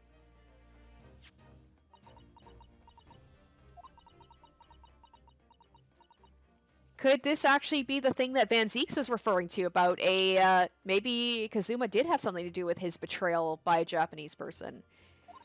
But what could this possibly mean? Whatever it is in that long sequence of supposedly meaningless dots and dashes, it's made the color drain from Susato-san's face. There's no doubt that this message is written in Japanese Morse code. So the British Empire has been using Japanese for its secret communications. I don't understand the reason why, but the message appears to be a list of 4 people's names. 4 names? The first is Kei Asogi, Kazuma Asogi. Why? Why was his name on that disc? The second is A. Shin. Shin. I don't recognize that name. The third is T. Goragusan. Gregson. Ah, it would seem Tobias Gregson is the third man on the list. And what's his name doing in a secret government communications as well? And then, is mine the last one and the last name? It's me. What's the matter, Miss Susato? It's just so strange. So unexpected. Oh, what is it, Susie? Don't keep us in suspense. The last name is J. Wilson. Oh! Iris's father! What? Wilson? John H. Wilson?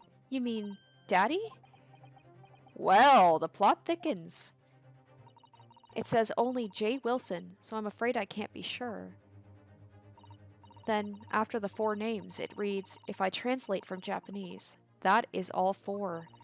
And that's the end of the message, or rather, the end of what you noted down, Iris. And let's see. I don't know about the Shin character, but 2 of those 4 people are dead. I mean, it seemed like with Kazuma, it was an accident. It seemed to be an accident. Maybe that ballet dancer was a secret agent trying to take him out for some reason. And John Wilson was killed. So maybe it's a hit list. Maybe Gregson's going to be next. I just can't believe it. Who would ever have thought that those discs contained Japanese Morse code?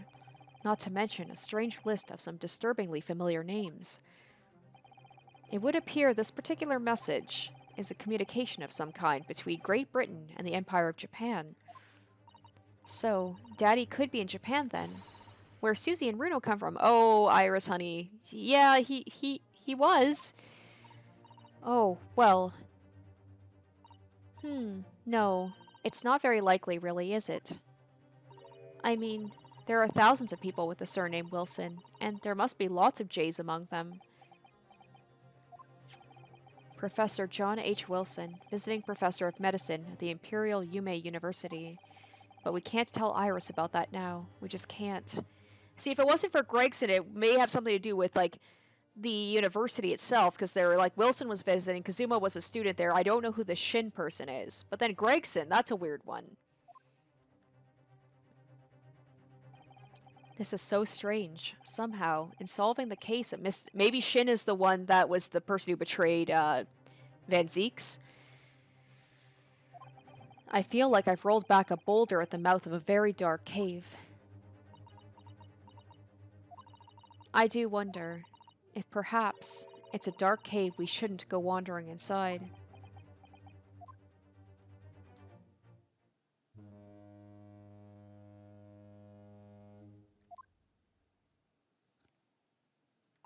Oh dear, the ship is going to set sail soon. Yes, it seems so.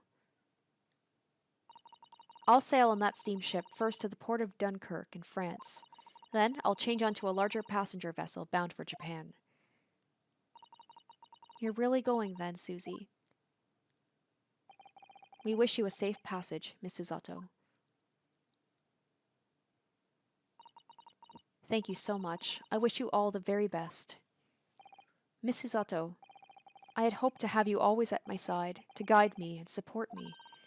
Mr. Naruhodo, please, come back soon. As far as I'm concerned, you really are the very best judicial assistant in the world. Ah, I'm quite sure. I'll be back before you know it. Really, Susie? Oh, now don't forget, Iris. I made you a promise I've yet to fulfill. A promise? About your manuscript. Oh, we're not going to get the answers today either on that. Oh, yes, the Hound of the Baskervilles.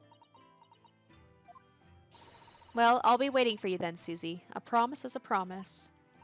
Definitely, Iris.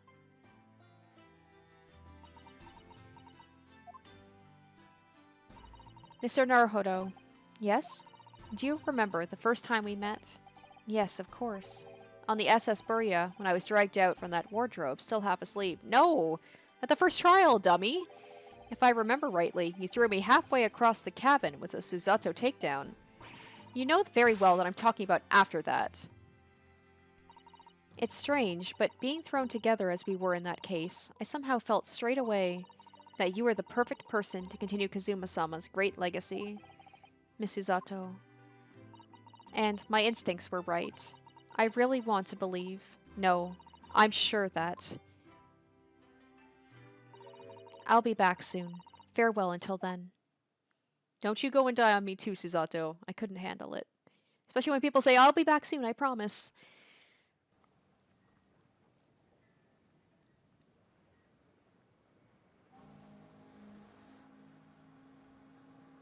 Somehow we seem to have come to the end of the adventures of Ryunosuke Naruhodo. Or the first volume, at least. There's Waggy too. Looking back now, it feels as though fate has led me on this journey. And Sholmes is too cool. Too cool to say goodbye, huh? Fate led me to becoming a lawyer, to traveling halfway around the world, to meeting the great detective. I'm sure there'll be trials and tribulations. ahead. Trials and tribulations. Of course there will. But whatever happens, I know I'll be able to turn my fortunes around. Oh, what a send-off. After all, I have the greatest friends in the world on my side.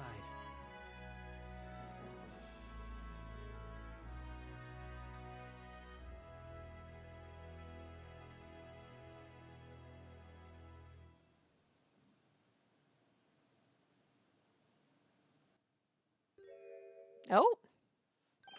Ah, yes, Mr. Naruhodo. Yes, Mr. Sholmes? I have some rather awkward news. The railway company has decided to sue over the Special Express train, apparently. Am I going to be your lawyer for that, huh?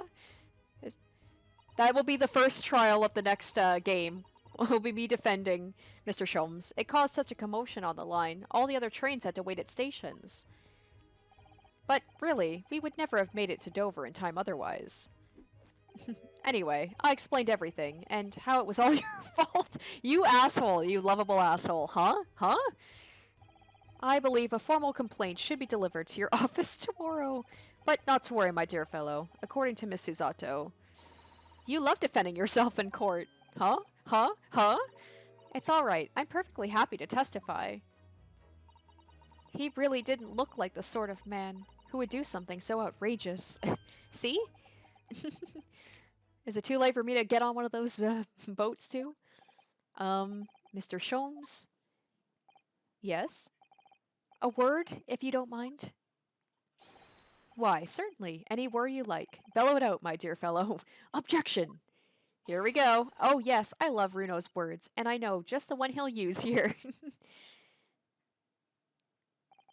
Then I really must say... Of course.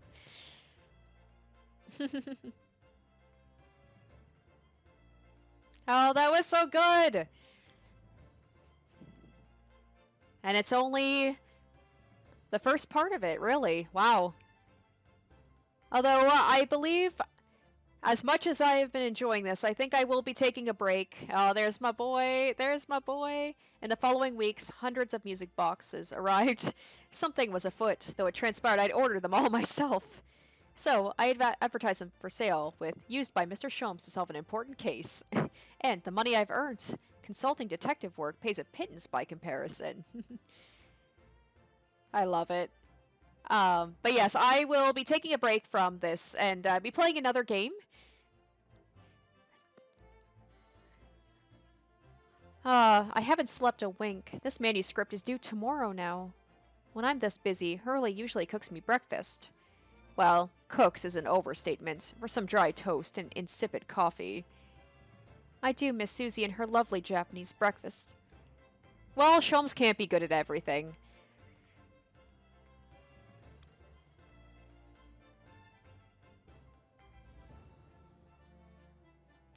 Witness, your testimony is riddled with contradictions.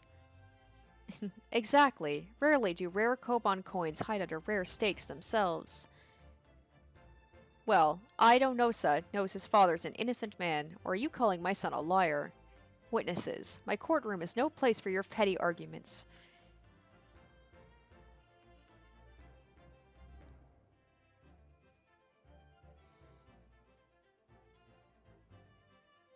Having delivered the Russian dancer to shore in Shanghai, I laid low on the steamship for a while. Oh yeah, Hosonaga! But last night, I apprehended an extremely suspicious Japanese national on board. Oh, Saseki! I've done nothing wrong. All I did was give Wakahai's offspring. Oh, a man brings some kittens on board and suddenly he's a hardened criminal? It's not fair. Aw. I love these. I love seeing what happens afterwards with these characters. I feel bad I forgot about Hosonaga. He was an awesome character too. But once Sholmes came into this game, I, like everybody else, just kind of faded into the background. Strong heart. There's something going on with this guy. We're probably going to figure out in the next one. I dream of a world governed by the tenets of order and discipline, like a great clock, in fact, whose hundreds of parts mesh together in perfect unison. Now, if you'll excuse me, I have but 2 minutes and 37 seconds until my next appointment.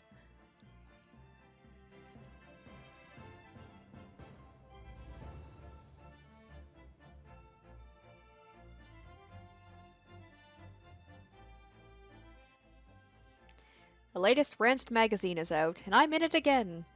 Whenever I say that one line she wrote now, I get a standing ovation. Want to hear it? Not bad, I suppose, for an amateur.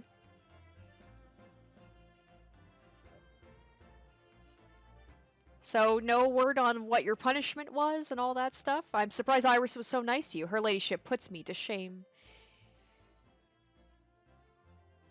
I'm surprised she wasn't a little petty with him after he almost got Gina convicted.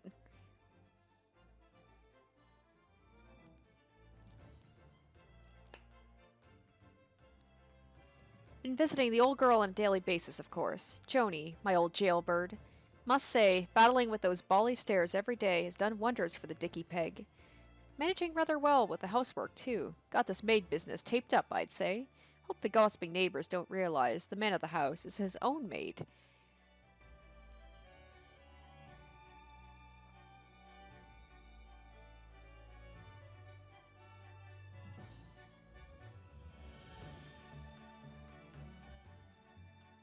My Rolly is back on the beat again, all thanks to the Reaper. There's nothing I enjoy more these days than hunting out small change in the gutter. I'm a better Bobby now, looking out for Londoners, their dropped halfpennies, and my lovely wife. Oh, Pat. Oh, Rolly.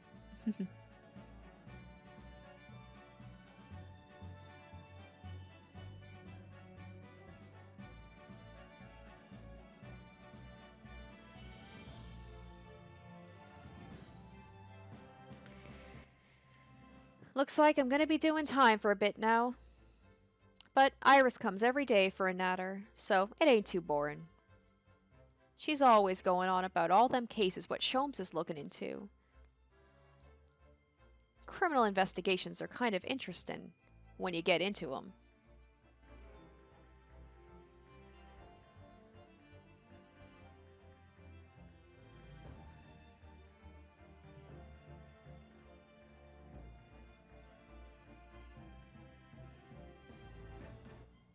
Yes, I renounced my upbringing and chose a life of sophisticated crime. But regrets? Please. Give over, bruv. That ain't the Ash we used to know. We got time in here to plan the comeback of Milverton and Skulkin's milk run, right? The three Muskawatsits. Milk in the neighborhood for all it's worth.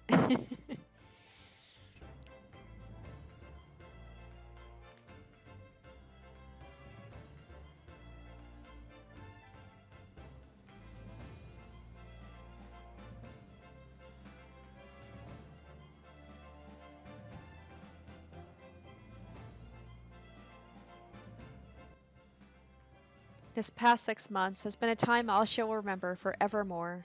Painful goodbyes and wonderful encounters. I've come to realize that's what life is all about.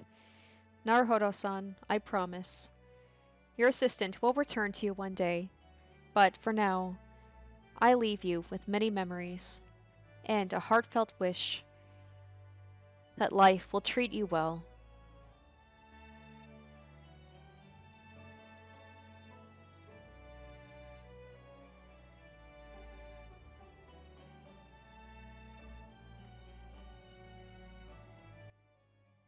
Oh, I love that. Oh my goodness, it's so cute. Oh, why are they all adorable? I love them. I love all of them.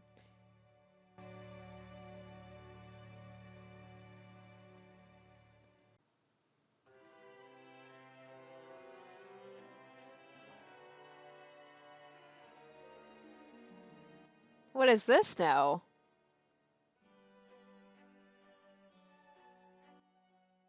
More credits? Okay. So, as I was saying before, we will take a break from Ace Attorney for now. As much as I love this game and the story and everything, I want to know what happens next. Move on to a new game, and that's where you guys are going to come in. I will be having a poll going on right now in my community page. I'll have a link to it, so you guys can vote for what the next game series is going to be. Oh, Giselle, we never found out what happened to her. Hopefully we will in the next episode. Or the next game. But I hope you guys enjoyed my playthrough of the Ace Attorney Chronicles Part 1 anyway. It was a lot of fun. I always enjoy any Ace Attorney games. I love all of them. And this one was a great introduction to some awesome new characters. You guys all know how much I love my Sholmes, but like all of them were great. And I am so happy that this game finally was localized. Finally got to play it after waiting so long, and to know that there is another one after this is very exciting as well. But yes, I hope you guys enjoyed this Let's Play of it. Thank you for sticking through with it to the end. And like I said, I will have a poll going on of what game I'm going to be doing my next Let's Play series on if you guys want to go and vote for that. I would really appreciate that. So please stick around for any, no, I won't say it. So I hope you stick around for my future Let's Play series down the line. And I hope you enjoyed watching this as I did playing it. This was, I will say it again, this was a lot of fun. Really enjoyed this one. And I hope to catch you in future videos. Until next time. Bye.